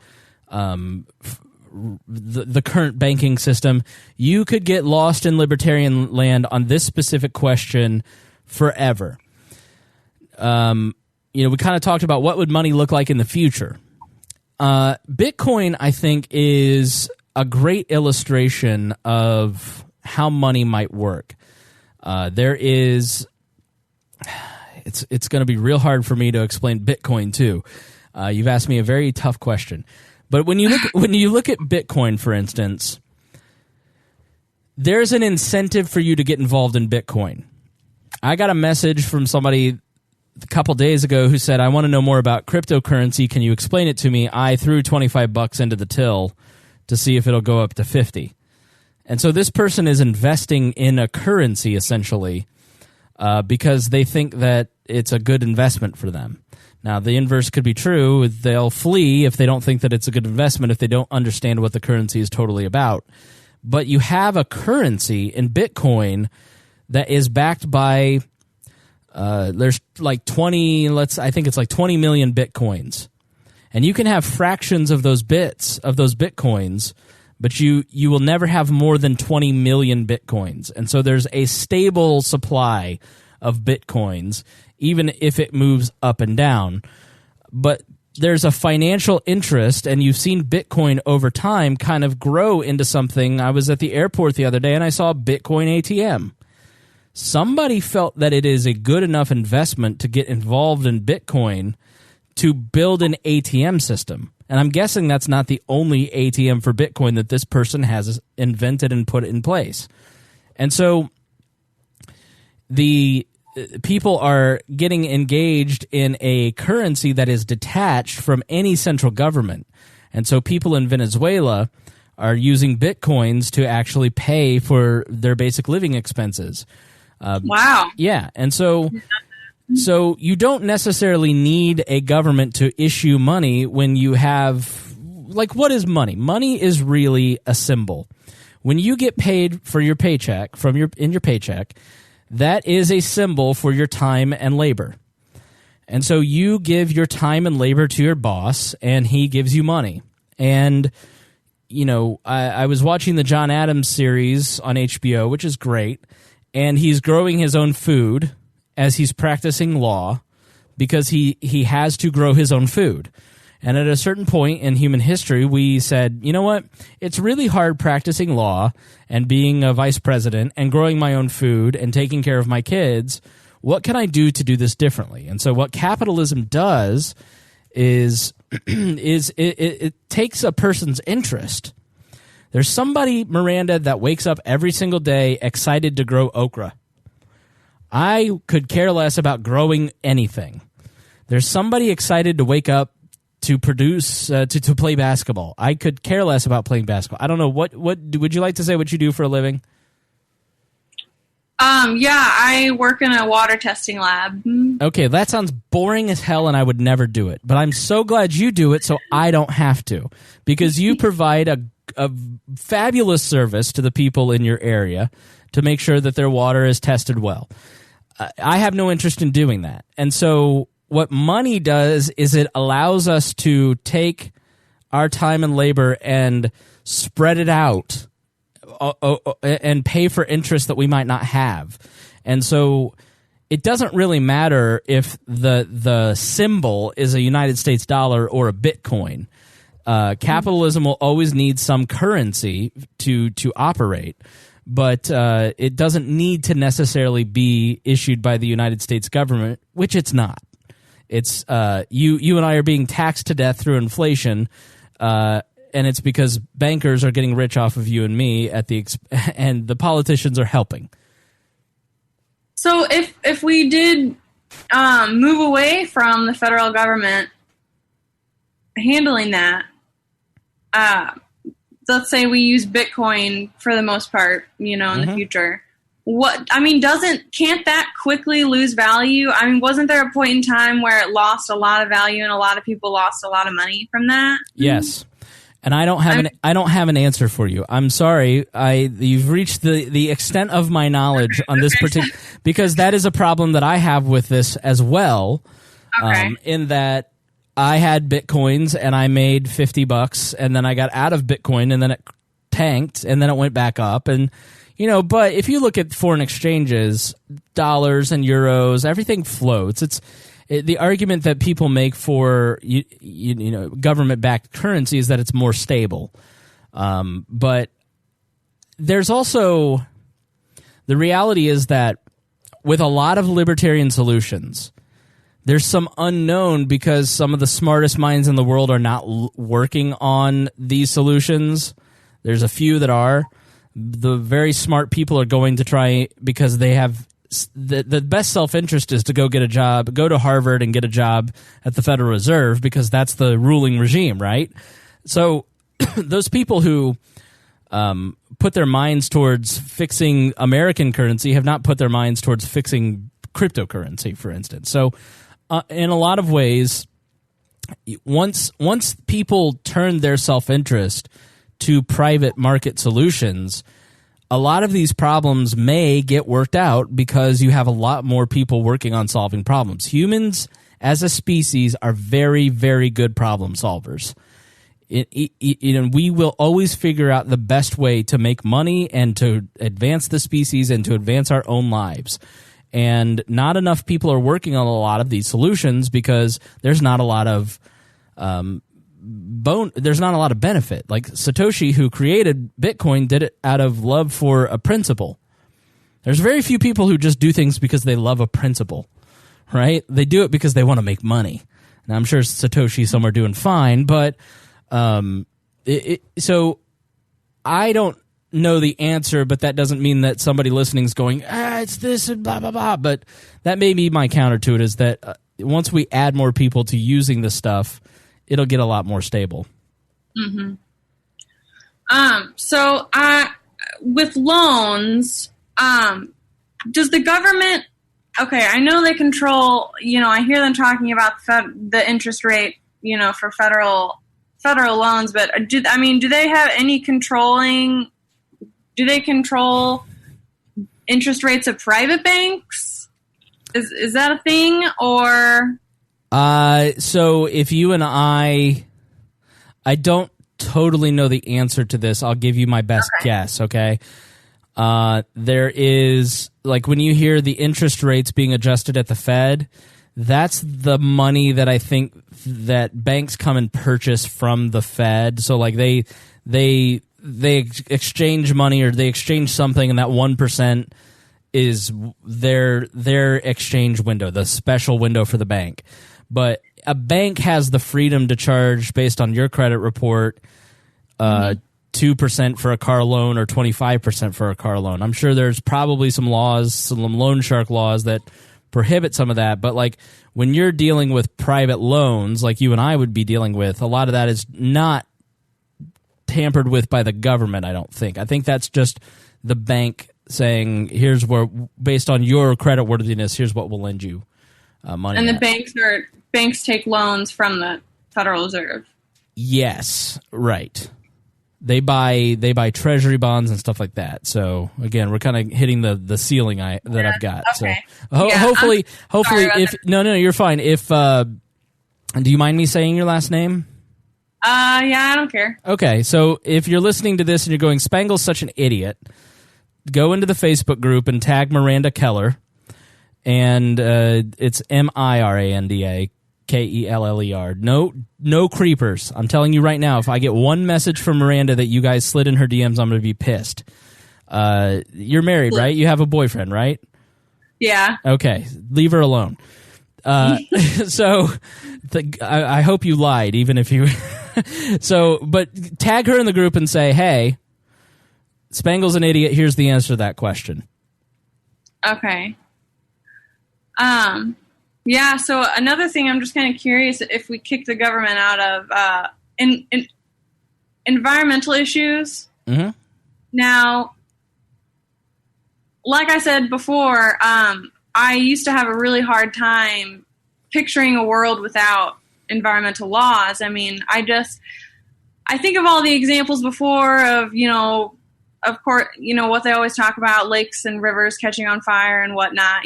Who's to say they can't do that? And I know that today, really all they're doing is getting a permit for polluting. But if we didn't have some type of overseer, I mean, are we just going to have people owning parts of rivers, like certain sections of rivers, like to be able to, use property rights as a way to mitigate that? Yes. And so here's why you always have to think of things in terms of interest, self-interest, okay? You should go back and listen to our wildfire episode. It was not one of our best downloaded episodes because not a lot of people feel like everything I do has to be relevant to you, okay? And so if it's not relevant to you, you don't listen to it. So a lot of people didn't listen to the wildfire episode because they don't live in a place with wildfires. But we talk a lot about this, and what you find in the wildfires, why wildfires are increasing in places like California specifically, is because a lot of that land is controlled by the government. And private land is always better taken care of because of several reasons. When you were let's say you own your house versus you're living in your parents' house, which do you feel more of a responsibility to take care of? Your house or your parents' house when you were a kid? Definitely my own house. Right. Why? I guess because, I mean, it's the sole responsibility of me. So how it looks and how it... There's consequences, right? Yeah. Yeah, if you don't take care of it, there's consequences. But if you don't take care of your room at your parents' house and you ding a wall, they're going to take care of it. And it's a responsibility. And we sort of make the error that we think that a person who works for the government and the Forest Service is just donning the hat every morning to go out and protect God's land. And they wake up excited to do their job. And no, these are bureaucrats. These are people who have government jobs who wake up, who are pissed at their boss and don't think that they're getting enough in their pension. And they kind of hate themselves for getting into this boring-ass career. It's sort of like the border agents. We think, oh, these brave border agents are out there protecting us from invaders. It's like, no, these border agents are in detention centers, not letting children go to the bathroom and not letting milk bottles be washed out for infants. But like I cried listening to your episode about that. I'm sorry you had to cry listening to that episode. I teared up too, and that last episode was really tough. I mean, it's really hard to hear the results of a government bureaucracy. Yeah. And in many ways, the EPA and other agencies, the alphabet soup, even CPS, as I talked about in that last episode, we have the idea that someone else is taking care of this for us. It's done in our name, so we're controlling it. We can vote in politicians, and there will be better. It again goes to what you identified early, which is so smart and so good on your part and so insightful because it's so true. We're a species of control freaks, and we think that because we have tax money going to protecting the wilderness and the environment and all these other things, that it's being protected. But the problem is the nature of bureaucracy constrains resources, and the people who are the victims of those constrained resources, mainly the people who are charged with doing X job, tend to end up not doing a very good job because the constrained resources means they're getting paid less and they're watching their other private sector friends get paid a lot more for doing the same type of work. And so it's diminishing returns. And so when we put the government in charge of something like protecting lands in California, decisions end up not being made on public land, like burning brush. Well, 15 politicians said, no, we can't do that because that puts carbon into the air because of global warming. And so we don't burn the brush. And then it just leads to confusion. So nobody does anything. And they're mad about it because they want to do something, but they can't. And they don't get paid enough to really care enough. And so everything just gets worse. But when you have private-owned land, it's much better taken care of because the incentive is to do a good job and take care of the land. And people do wake up every morning going, I am so lucky that I get to do this job. And they're more satisfied in their work. And people like you who care about the trees will donate to charities that take care of the land. And so you could have a big private park with volunteers that manage a Yosemite-sized park with volunteers, and you already pay to get in the park, but pay $10 extra to get into the park, and then you can hire more service staff for the park. And so we think that if we go to a private society, we're going to lose a lot, but you're really going to gain more because there's going to be more jobs, and the people who are working in those jobs are more fulfilled, and they're being paid more, which means then those people are then buying more stuff and going to more places and doing more things or listening to more podcasts and joining Patreons. So we shouldn't be afraid of the unknown because the known isn't good enough. And so maybe we have a better shot on the other end. There's a couple episodes in the dailies. There's one that you might like that Hody and Paul did on, I think it's called Who Would Save the Trees? It's a daily episode. And then also the wildfire. That might answer some more questions along these lines. But yeah, I think that just because, we have this idea that the EPA came in and that's what saved the rivers in Pittsburgh. No, it's the company that got bad press. I saw a Johnson & Johnson ad touting how green they are now. Well, no government put a gun to the head of the Johnson & Johnson marketing department and said, you need to market that you're responsible and green. No, because it's good for their bottom line, they started to do things that were more environmentally friendly. Think about when you 10 years ago versus now. How much more organic food and organic products are there? And there's tons. Right. And so you have a lot more sustainable choices and green choices in every category in the grocery store because you made the choice with your dollars to vote for something different. And so the market within 10 years has rapidly expanded into a multitude of products.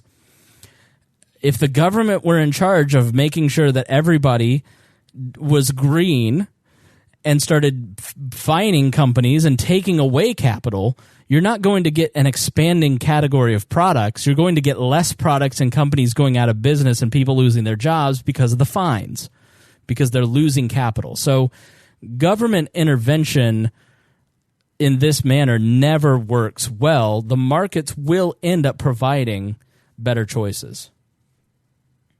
Yeah. Okay. So any thoughts or questions on that? Not really. I don't know. And I wasn't a supporter of the Green New Deal, by the way. That was... Have you listened to that episode? No, I read it back when they first proposed it. Actually, that was one of the things that made me step back and say, wow, what the fuck is going on in our government? You should go listen to the Green New Deal episode. Who is taking over? To me, all I got from it was yeah, there's a little bit of stuff about climate change, and then bam, we're taking over everything. They literally want to control every house, building, domicile, every single square inch of the country, everything you do, all hiring. It's insane. There's no way it would happen. No way it would happen without going into hundreds of trillions of dollars in debt and it wouldn't work. It wouldn't work. But that's not the goal. The goal is not to save the environment. The goal is to control every aspect of your life because Ocasio-Cortez thinks she knows better than you. Yeah, that was crazy. But no, that's not my idea of environmentalism at all. But yeah, I'm just trying to think of some stuff. And I mean, if we moved away from government protected areas like Yellowstone, I mean, we would basically have to just rely on, rich people to buy up that land, right? And voluntarily say, I want to protect this land. That's basically how it would be. Right? You think they don't already? Go back to the earlier parts of this. I don't know. Yeah, really. I mean, you would end up with these parks being in private foundations' hands. You'd end up with maybe not one rich person owning it, but nonprofits owning a lot of these spaces. I think you'd end up with, in the way that there's so much more research in this country funded by billionaires donating to private charity. You're going to have nonprofits running these areas, and I don't think that going to the Yellowstone Park is a bad experience. I mean, this is one of those areas where it's we beat up on the government a lot. The clean restrooms at Yosemite is not one of those places we should start, but I don't think that it's you're going to have a small group of powerful people owning the parks versus now where a small group of powerful people own the parks. They can put a gun to your head and charge you more and do it more ineffectively. Yeah, and they take your money for it anyway. Right. And you have to pay on top of it. Yeah. You care about this? I don't. So you pay for it. Why should I? And you would be more invested in going and making sure that your money, your donations are spent correctly. Private charity makes better citizens, more engaged citizens, because you care what's happening to your money. You don't feel that way when the government does something. You feel resentment. So you're less happy. Yeah. Yeah.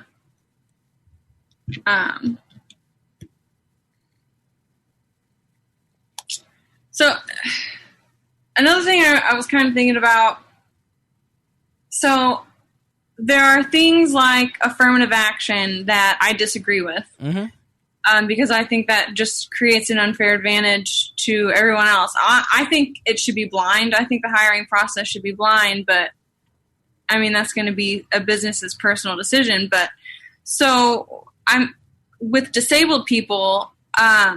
We are currently, not allowed to, oh my gosh, I can't even think of that word. Discriminate. Good Lord. Okay. Discriminate against the disabled people, getting jobs. If we didn't have that law, I mean, do you think there would be more disabled people or more, poor people, underprivileged people who would just be kind of kicked out of a lot of different sectors because of that? Or do you think it would just kind of... I don't think... I'm not educated on a bunch of statistics, and I don't have a lot of facts and figures, so I'm going to tell you my gut. My gut tells me that discrimination, I mean, let's be honest, discrimination happens regardless of the laws. we've already seen that with what was the book Freakonomics, where they basically did a study where they showed that if you had a black sounding name versus a white sounding name, you had a lesser chance of getting hired. Your application probably went in the trash can. I remember working in high school with a bunch of Korean War vets at the Ace Hardware, a bunch of like Greatest Generation guys, and a long-haired hippie guy would come in and want to fill out an application. They'd fill out the application, they'd throw it right in the garbage. Now, you can't say to the guy, don't fill out an application, you're not welcome here. That would be illegal, but throwing away his application is legal. You can do that. So discrimination already takes place. The idea that we're ever going to devise a society based on force and have it be egalitarian is foolish. And egalitarian, for those who don't know, fair and equal, basically. That everybody has an equal start and end. The reality is that discrimination will always take place. And it's not, discrimination is not a wholly owned subsidiary of white people. Everybody discriminates. And so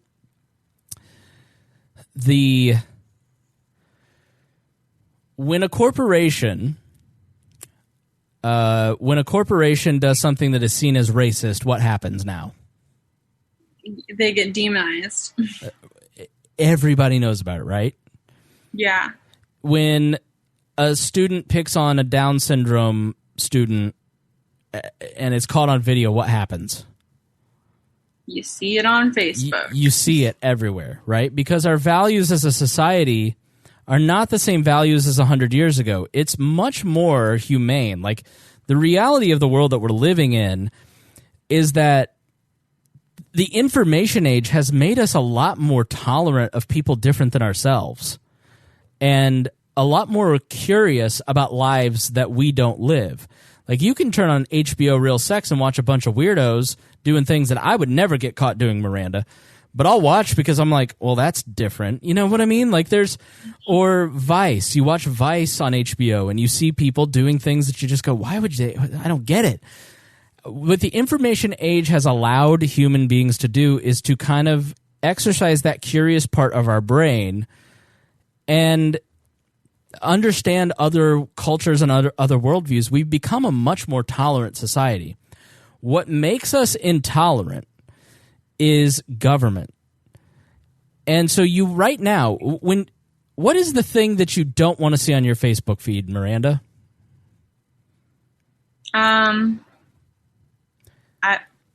What's the generic subject that everybody hates on their Facebook feed? Starts with the P. The president? That, yeah, exactly. Politics. Most people hate. Yeah. Right. And why do we inherit... Go ahead. Oh, I was just going to say, I really don't mind actually seeing politics on there. I see, what I do hate is a lot of, like, partisan bashing is what I don't really like seeing. Yeah. But we hate it. We feel we have to defend something. And so gay marriage, for instance, is I'll use this as an example. I mean, it's kind of settled at this point. But the reason that the Christian right felt that they had to defend traditional marriage is because their tax dollars and their way of life they felt that it was a different way of life was being forced on them. And the gay community felt rightly that they weren't allowed to live their lives as they see fit because they were being oppressed by Christian lawmakers. And so everybody had this life and death struggle over these issues because what we're really arguing over is government force. Do you have the right to point a gun at my head and force me to live the way that you think I ought to live, or do I get to just live as I see fit as long as I don't steal your stuff, hit you, defraud you in a business deal? And so why politics is just, and government is an inherently bad way to solve these societal issues is that it makes people feel that they have to wrestle control of the government because force is behind it. And what I mean by that is if you get a parking ticket, what happens?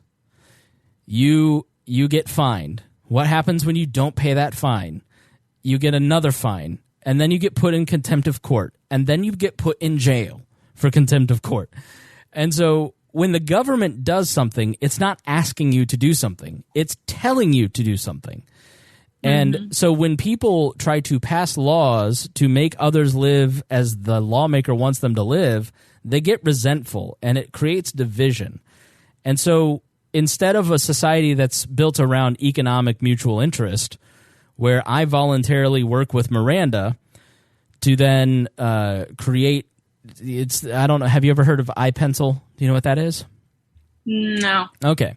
So it's this famous essay, and it basically talks about spontaneous order, where you have a pencil in front of you, and the pencil, the wood comes from the Pacific Northwest, the lead in the pencil comes from, you know, the Congo, the zinc in the metal band or the aluminum comes from India, and the rubber comes from South America, and nobody designed the pencil. There's no patent for the pencil. It's just a problem was that I need to write something, and so therefore I need to create something to write with.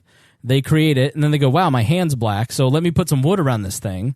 And then, I figured out that I can use rubber to get rid of this. And over time, this pencil spontaneously appears, and it takes its present form. And it's done because there's problems, and then there's solutions. And the person who's living in South Africa mining the minerals works with the person in the Pacific Northwest, and they have a mutual interest in being respectful towards each other. But once you put a gun to each other's head and say, you're going to work for me and do what I want you to do, or else, that creates a whole different dynamic. And that's the problem that we have when we try to solve a lot of these issues with government. Yeah. I'm thinking of if we move to a society where we got rid of those laws, I just feel like we've went so far. How do we take that away? How do we take away discrimination laws or even welfare, even especially? How do we take away these things without people being resentful towards that? I mean, you will always have, I think, two great examples happen in the 20th and 21st century. The civil rights movement and the LGBT rights movement. You know, I lived through the LGBT. I mean, you know, I'm 35, and so I'm relatively young, even though you probably think I have old man smell at 24. But, you know, don't shake your head yes. How dare you? But when I was in high school, and maybe even when you were in high school, it wasn't cool to be gay. Like there's definitely a shift towards the LGBT lifestyle in high schools today.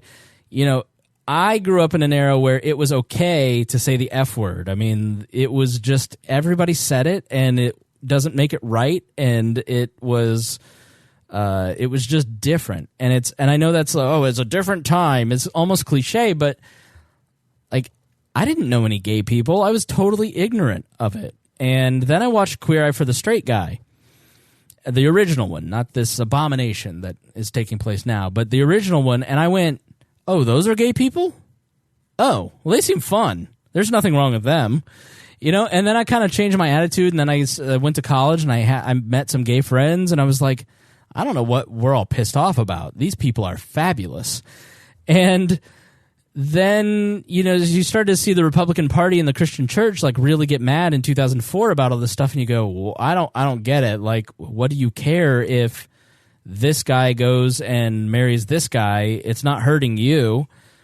And then you start to hear stories about, well, they, you know, and I was like, but I know marriage is a bridge too far. Domestic partnership, cool. I had the same exact stance as Barack Obama and Hillary Clinton, by the way. And eventually you start to hear like, oh, well, if they aren't married, then they can't go in the hospital room, or they can't do this. And you just go, you know what? This is all stupid. Let them just be free.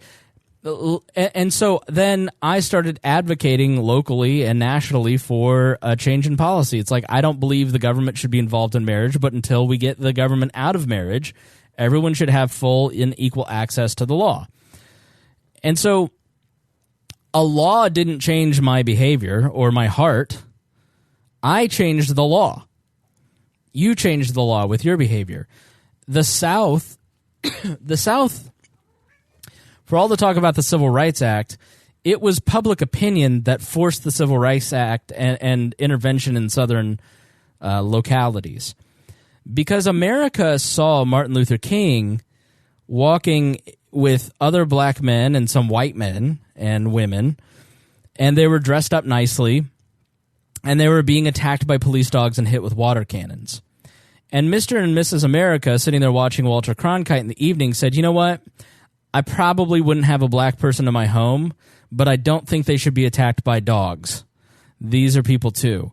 And so public opinion radically changed after Bull Connor started attacking people. When violence was used, that changed the hearts and minds of the fence sitters, essentially. So discrimination hasn't been changed because of laws. These laws are all implemented because politicians want to curry favor with the groups that with the people that represent this stuff. So, you know, Kamala Harris or wants to campaign on adding LGBT rights to anti-discrimination laws, not because she thinks it's going to change anything, but because she thinks it's going to get her votes in a primary. But the reason that people want it changed is because culture changed our hearts, because we were exposed to people different than us, and we saw that they're human too. And it broke through all the dehumanization propaganda around people. And so if you want to end discrimination, you have to give more information. And that was very Jesse Jackson of me. But that's how you end it. You end it with culture. Politics is downstream from culture, as Andrew Breitbart used to say. And as Michael Malice says, politics and government are the fourth quarter. If you're using the government to try and change culture, you're losing, because we need to get out there and show like libertarians have solutions, and that we're normal, and that we're not scary, and an anarchist or agorist society is not going to kill you. It's going to actually make you richer and more prosperous and happier. And then eventually people will just accept that our ideas are workable, because they met nice libertarians who had some reasonable ideas. Mm-hmm. I'm just curious how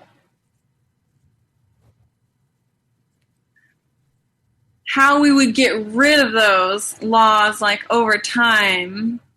I mean, if we change the culture into thinking this way, I mean, would we just naturally say, like, stop trying to, fight for our votes and like, we can handle this ourselves? Like, do we just need to get to that point? Yeah, I think what's going to happen is we're going to naturally evolve out of government as a form of social organization. I think that technology and the information age are going to make people realize that the thing that is making them sad and miserable and broke is government. And so people are just going to, you already see people just opting out of the system. Like 20% of Americans actually vote for president or something crazy like that. Most people just don't engage in the political system at all.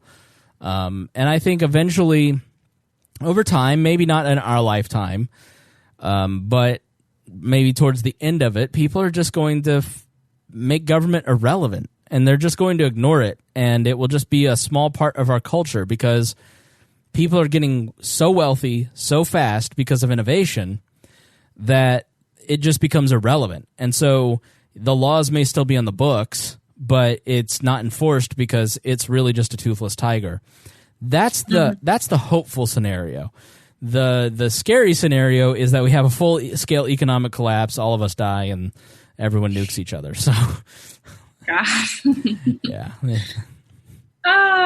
So I don't see any politician of any stripe ever standing up and saying, we need to end discrimination laws and roll these back. I just don't think that'll ever happen. I mean, it'll just be like the laws in the books here in Indianapolis for horses. Like, you can't tie up your horse outside of a bank here in Indianapolis. It's just not relevant to our lives. So it has no meaning. You could probably, you're not going to find anybody tying a horse outside of a bank. It Just so nobody observes it, nobody repealed it. It just doesn't matter anymore. Yeah, but I mean, what happens if, there's a blue wave, next election, and they pass something like healthcare for all? If they're just spending more money on government programs, that's just pushing us back even further. Well, I mean, the reality is that we're going to have a reckoning at some point. And there's just there's no comforting way to say this. There's just going to be a financial reckoning in this country. And maybe it's in our lifetime, or maybe it's in our kids' or grandkids' lifetime, but sometime in the next 100 years, we're going to have a depression. Because you just can't take on all those toxic assets from 10 years ago and print money and spend like this and open up the cookie jar and not have consequences to it. There's consequences to it. And so, I think what you'll find in reading Rand's Atlas Shrugged is you'll see kind of a future of America. I think you'll kind of see the rapid control, basically the fascism, the control of businesses and vice versa, the control of businesses over government, the coziness that you have between select businesses who kind of represent the official state. They're private organizations, but they're basically deemed to be the state actors. And you'll just kind of see a quickening of regulation until finally the whole thing collapses. When that happens, I don't know, but I think that's I don't know that we can get enough people to get their shit together before then. But what I think we need to do as libertarians is to do our best to try, because on the other end of that collapse, what gets implemented? You know? And so, that's what the Alex Jones wing thinks. So what they kind of say is what is happening is intentional. That the global elite and the banking institutions, the corporate media, the highest of the politicians, the mega corporations, they are all in cahoots trying to create a neo-feudal system where a select few run the world, basically, and everyone else serves this global state. And then they intentionally pass policies that hurt or kill people to decrease the population and to speed up the collapse. And on the other side of the collapse, they will be in charge, and we will all be servants of a global state. And they keep each other in line through mutually assured destruction using child porn. So that's the Alex Jones worldview in a nutshell. When you hear that, you go, well, that seems pretty rational, but I just tend to think that if we're heading that direction, a lot of people in this country, as I have seen in historical cycles in American history, you go through a progressive era and then people go, what the fuck, and snap out of it. And then you go through FDR and they go, what the fuck, and they snap out of it. And then they go through LBJ and they go, what the fuck, and they snap out of it. And so there's always kind of this push and pull. And I think that's actually where we're going to get here in the next 20 years. So we're going to get a group of people, once Gen Z and younger millennials like yourself kind of take charge, where they're going to go, enough of this. Yeah. We're not doing boomer government anymore. Yeah. No, I definitely can see another revolution coming, just how far everybody's splitting up, and like things like the Green New Deal, we're not going to let that happen. Yeah. I just feel like there's too many people that are against that at some point we are just going to have to stand up. Yeah. and refuse it. And it's kind of a scary thought, but I feel like that's what would have to happen, eventually, if we keep spending like we are now, and if we keep adding to the programs like we are now, I feel like something big is going to happen eventually, bigger than just going to the polls. Yeah. It could happen. I mean, it could happen. I mean, and I think to think that it couldn't happen is naive. But I do think that we're things are getting worse and worse. But I think we're kind of If you go watch the Vietnam War by Ken Burns on Netflix, which I cannot recommend enough, it's so good. You see a society that's completely fractured around the Vietnam War, and we've never really kind of healed from those wounds.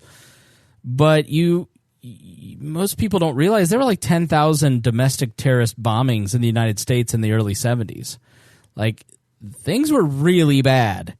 20,000 people showing up to riot in certain places. Like, it was assassinations of political people, and we survived that. We came out on the other side of that. So I think it's all survivable. I'm not a collapsitarian because I don't want anything to collapse. I don't want to see what's on the other side of the collapse if we can't get more than 1% of the polls. Yeah. So all right. Well, we're about at 2 hours. I don't know if you have more questions, but yeah, I'm glad that it flew by for you. I'm really fast. Yeah. I mean, I have, like I said, my family doesn't talk politics a lot, and most of my friends are left leaning. I would say probably like 95% of my friends are left leaning, and this perspective of mine is fairly new. I mean, just within the whole last year is when I started really diving into it.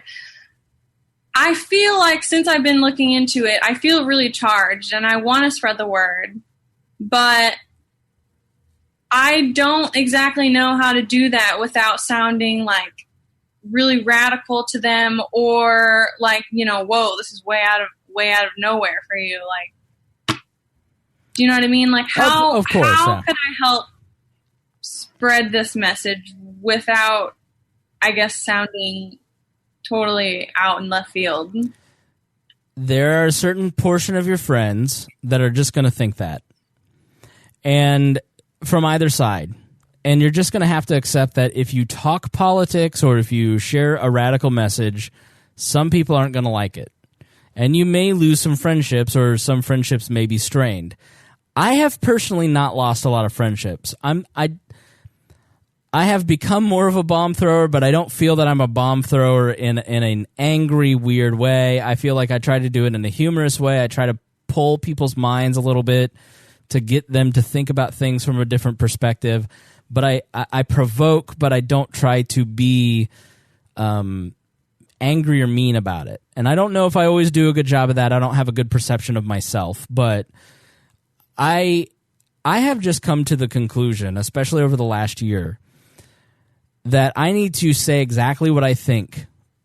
Usually in public, if I would say it in a Facebook private message, I should say it in public too, especially by virtue of the platform that I have been given due to this audience. There are a lot of people, and what I have learned in that the bolder that I am, the more courageous I am with my beliefs, the more respectable the group of people are that are telling me, I never like anything because of my position, but I read your stuff all the time and I really agree with you. The people that give you crap are like 5 commenters. You'll start to see the same names over and over and over. And like, if you can just get to a place mentally where you just go, this person, I'm writing them off.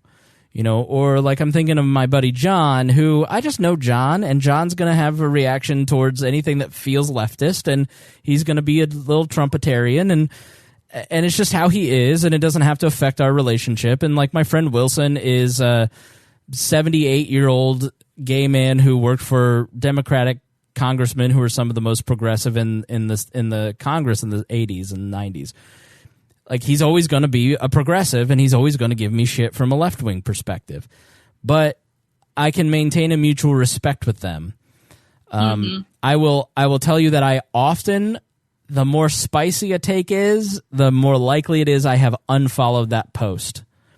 And I will then go back later and look at the comments when I'm kind of in a mode where I can give it the attention, and kind of, sometimes I never go back. Like, sometimes it's like, I put thought into what I said.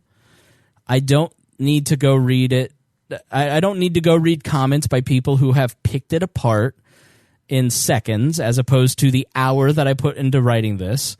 If I put in an hour and you put in 2 seconds, my opinion isn't going to be shaped a lot by a knee-jerk reaction. You probably didn't do the research that I did. Like the research that goes into these shows, and this has been all off the cuff. I didn't do any research for this. I knew it's kind of what we talk about ahead of time, but like the immigration episodes, there's a lot of research that goes into those. And so if you have just a knee-jerk reaction to that, I go, well, where's your research? Because you're just parroting talking points. So I think it comes down mainly to knowing what you believe and trying to get a better sense of what you believe.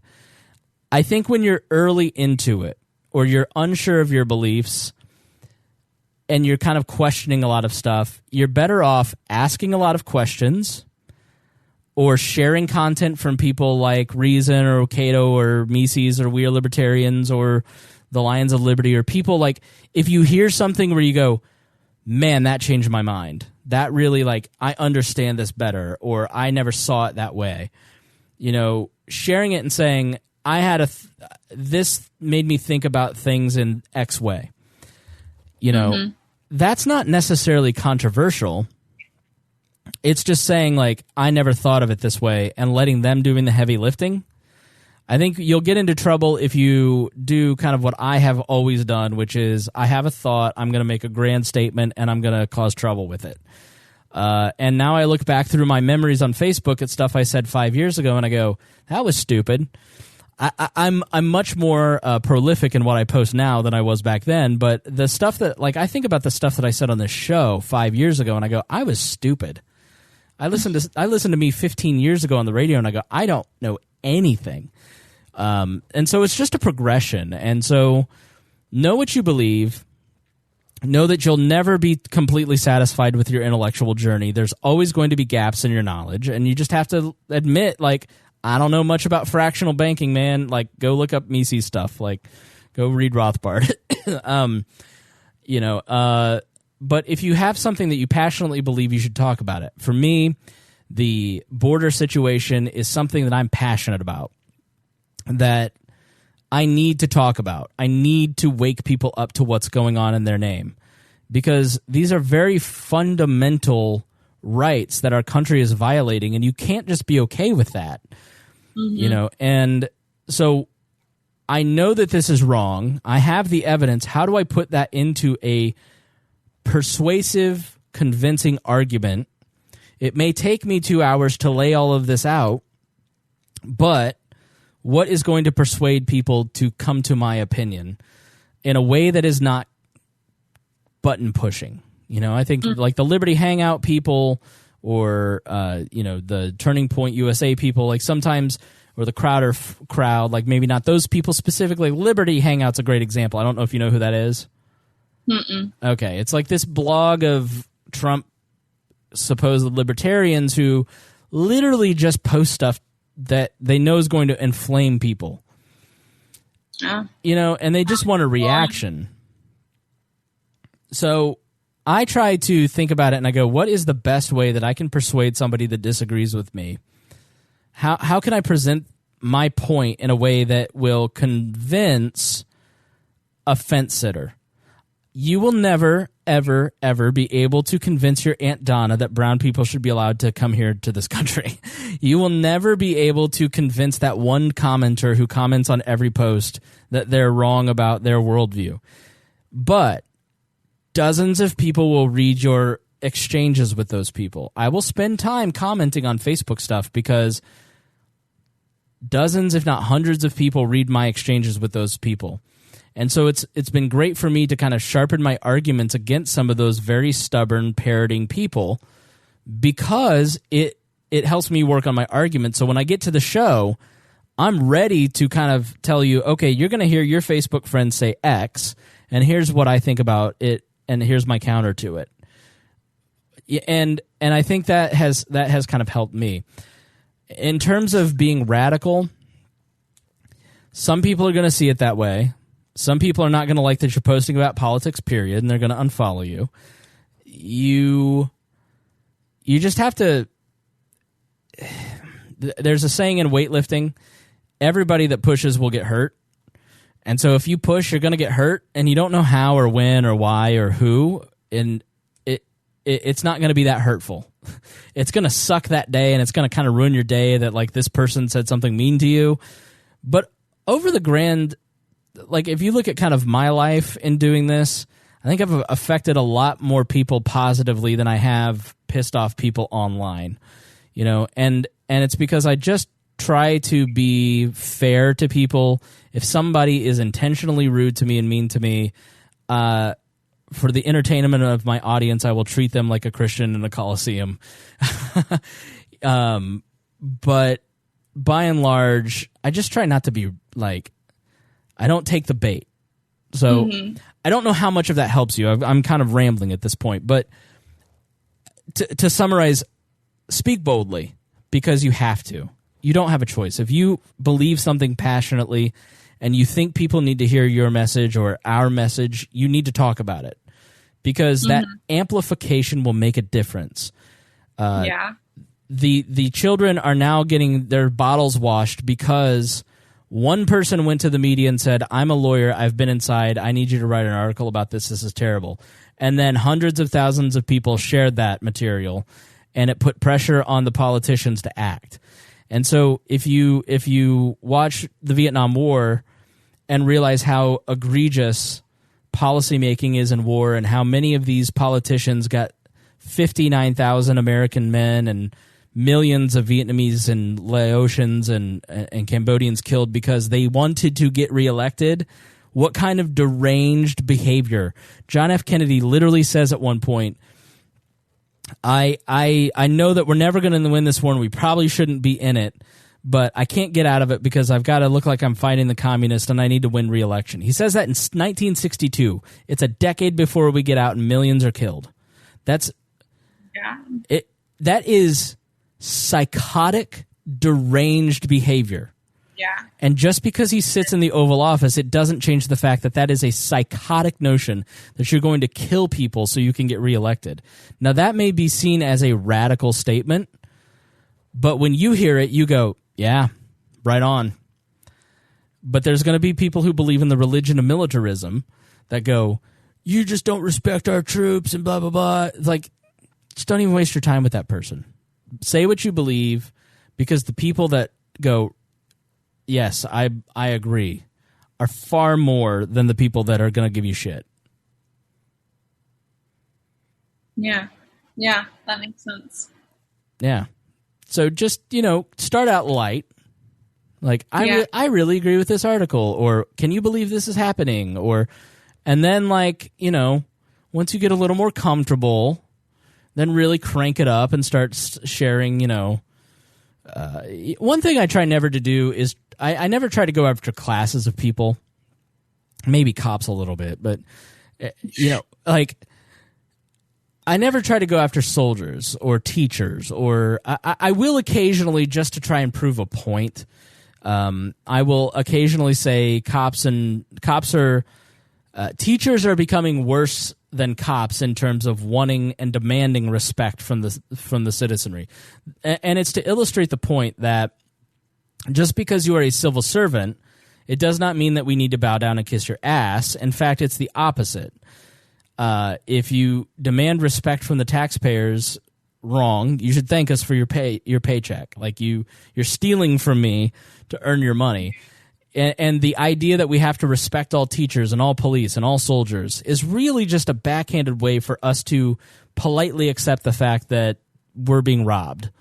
And so I will occasionally go after certain classes to make a particular point to protect taxpayers and to get to people to think a little bit more about certain things. But like when you're talking about anti-war issues, the dumbest thing you can do is go after soldiers. Like all soldiers are baby killers is about the least persuasive argument on the planet. Because in reality, if you've talked to soldiers, most of these guys just wanted a better economic opportunity, the GI Bill, or, free college. And then they get in and they realize like how fucked up everything is, and then they vote Ron Paul. Like, so you if you talk about broad swaths of people, you can get into a lot of trouble. So just try to avoid anything that feels too personal. Stick to ideas. If you get good enough at this and become a professional shit poster like myself, then think about it. But I kind of know where the boundaries are on this stuff because I've done it so long. Yeah. Okay. So what are you going to post first? Is there something you've wanted to post and you're like, I shouldn't say this? There's a lot of things that I want to post that I don't post. Like what? I don't know. I can't really think of anything off the top of my head, but I'm just kind of one of those people that like I don't really like to offend people a lot of the time. Right. Like I've always been sort of like a kind of passive person, and I don't like to stir things up. But I mean, like learning all this, I do feel really charged up, but I don't know how. I'm not used to putting my message out there. Mm-hmm. You know what I mean? So I'm just kind of not used to that. I don't know how to explain that very well. No, I get it. It's uncomfortable. And when I started this show, it was like, who am I to tell people that I'm an authority on anything and to declare that I'm a political pundit? Like, it was very odd to people that I had declared myself a political pundit. And I just pretended that I was until, lo and behold, I've deluded people like your sweetheart into believing that I know what I'm talking about. Like, you just do it, and over time, it just, like, people accept it, I guess. And so like, what's the most radical thing? I say it out loud here in a safe audience. We're 2 hours and 12 minutes in. So, like, only the most hardcore people are listening. They're not going to judge you. But I think it'd be good if you say it out loud in a public forum. What's, like, the most radical thing you believe that you want to say but you're too afraid to say? Probably that I think we should get rid of all welfare. Okay. Like, oh my God, I cancel this podcast. I'm just kidding. I know that's probably not radical to you, but like a lot of people that I know support that. Mm-hmm. A lot of people I know. Why? Why do they support getting rid of welfare, or they support welfare? Well, it's more of just the fact of like taking care of the poor. Like they feel like we have the responsibility to do that. And I don't.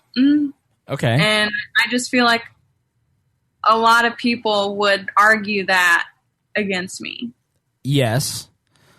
Like on July 4th, for instance, when I said something to the effect of July 4th is about supporting our natural rights and not about supporting the cult of militarism.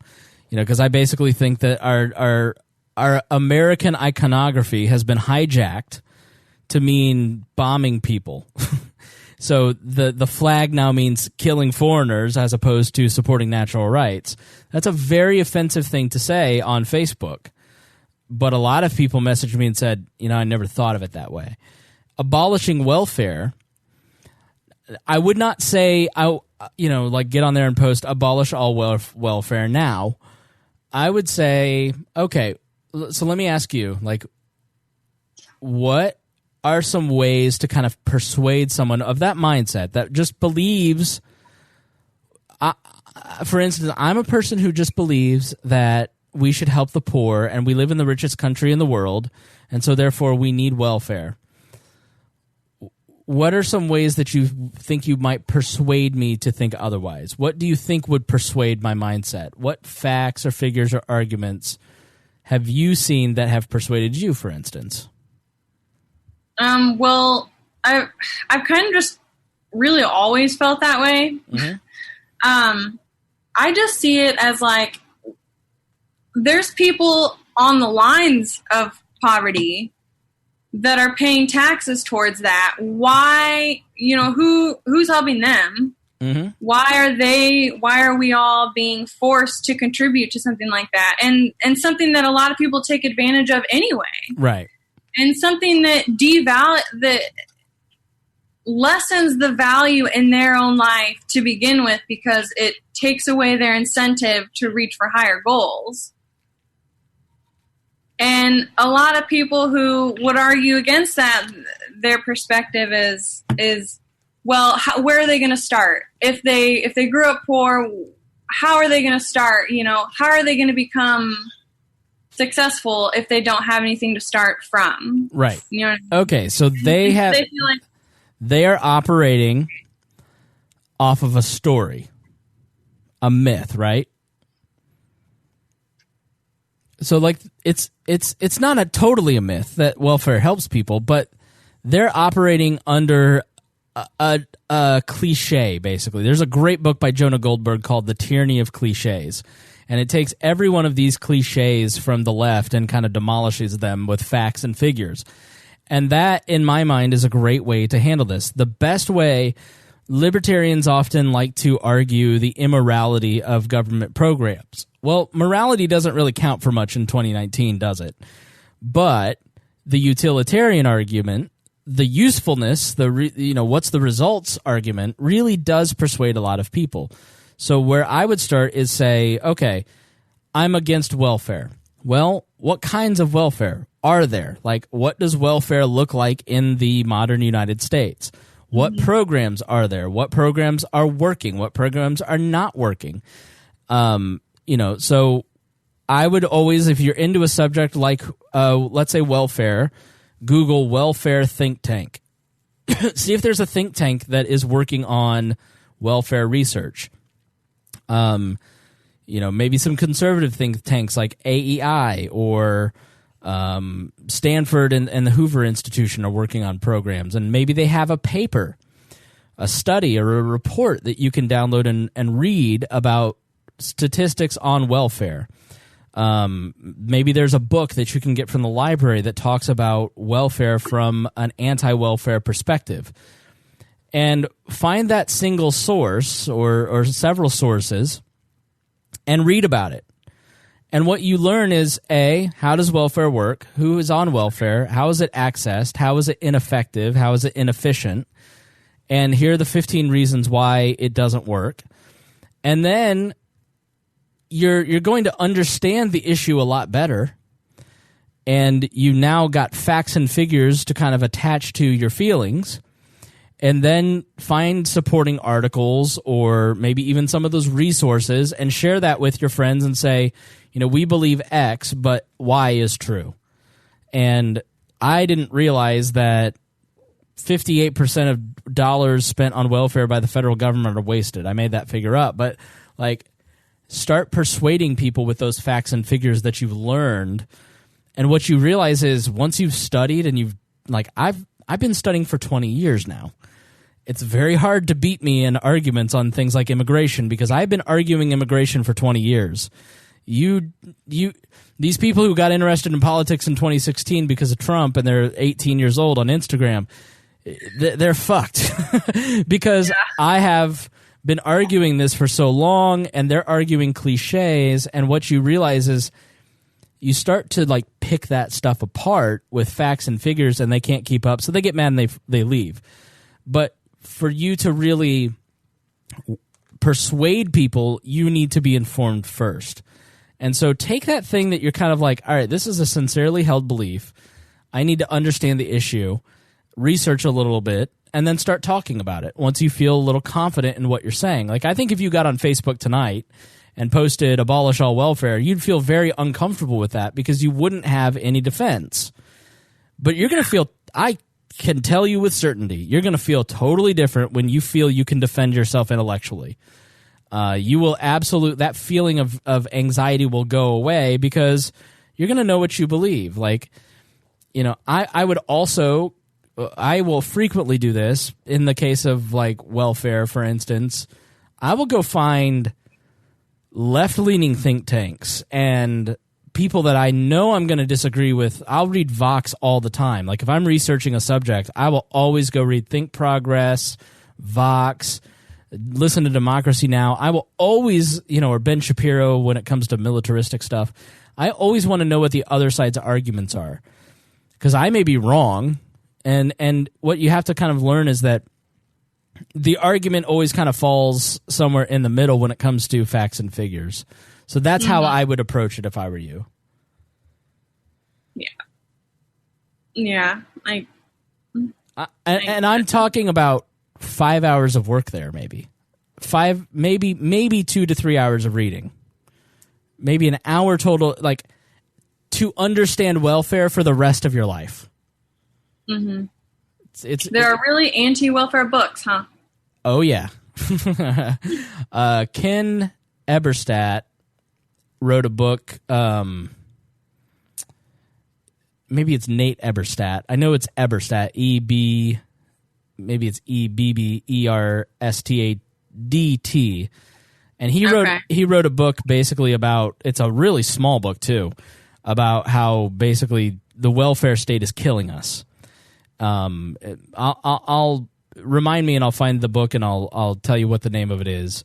But yeah, like, that's a 100-page book that you read that one book, man, they're not going to be able to touch it, and you'll probably be able to persuade like 20 people. You won't be able to persuade the comments, but you'll be able to persuade the readers. Okay. Yeah, I'm going to look into that. Yeah. Start with one subject that you're passionate about, get your bearings, and then what I now have a whole system down. That's why I can do a show every week on something different. Like, I have to take break weeks. Like, I'll be on vacation because I have to read a bunch of stuff. But, you know, I'm constantly reading things on politics from both a moral perspective, but also the utilitarian perspective. You know, what are the philosophical principles, but what are also the policy results? And once you kind of learn how to do that research, it's not easy. It's dedication, but it's not hard. It's really fun, like, to go through and do this stuff. So you'll start with welfare. You'll kind of go, oh, this is how you do research on this stuff. And then you can do welfare and then immigration and then Iraq and then the history of World War I, and that, you know, and it helps having a research team, so, which I have. Yeah. All right, so what has been probably the most surprising aha moment that you might have had during this? Oh goodness, I don't know. Honestly, I haven't really had an aha moment, except for the, you know, learning that, you know, the Federal Reserve is totally separate from federal government. Yeah, most people are stunned. Yeah. But I don't know. I haven't really had like an aha moment. It was not. I mean, I got a lot of perspective from you on certain issues that I'm thinking differently of now. Give me a couple examples. Well, the environmentalism. I mean, it makes sense. The government isn't really doing a good job anyway. So what's the difference between that and having private organizations running it? Right. So I mean that makes a lot of sense. It'll be more moral and more effective. What's the downside? Yeah, true. I mean, and if we did have a court system that, you know, wasn't screwed up, if we had one that worked the way it was supposed to, I feel like we would be able to take people to court more easily for the environmental damage that they do, versus now when I feel like we kind of put that responsibility on the government, and then they end up just doing a shitty job anyway. Right. So. But at least we all feel like something was done. Yeah.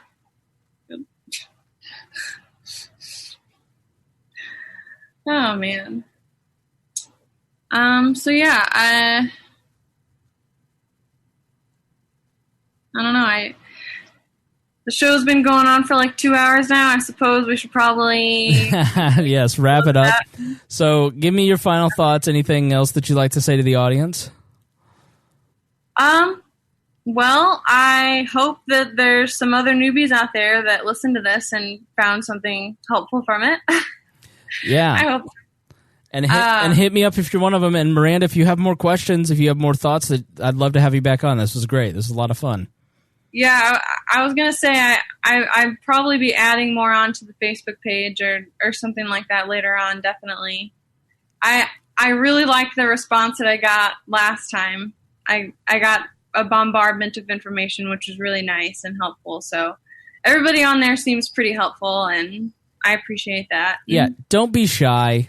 Like, if you have questions, ask. Like, that's the only way you're going to learn, and you're not going to get screeched at. Our audience is pretty nice. Like, Miranda, you got very helpful responses, and that's one thing that I pride myself about Wall, is that it has created an environment that is accepting and friendly of people that don't know everything.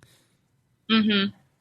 Yeah, and I feel like that is what's going to turn more people onto it. Like, like you mentioned, you can't just kind of like shout your opinion and expect people to like come to your side. Like, you're going to have to be understanding and see things from their side too. All right, great. Well, with that, we're going to end it. And Miranda, thank you so much for taking the time. Yeah, thank you so much for having me on. Absolutely. And thank you to everybody that's listening. And if you've got questions, join that Facebook group or a Discord if you're not a Facebook person, or just tweet at us or email us or whatever. And we'll be happy to get back to you as soon as we can. Thank you to Miranda for joining me. Thank you to all the patrons, and we will see you in a couple of weeks.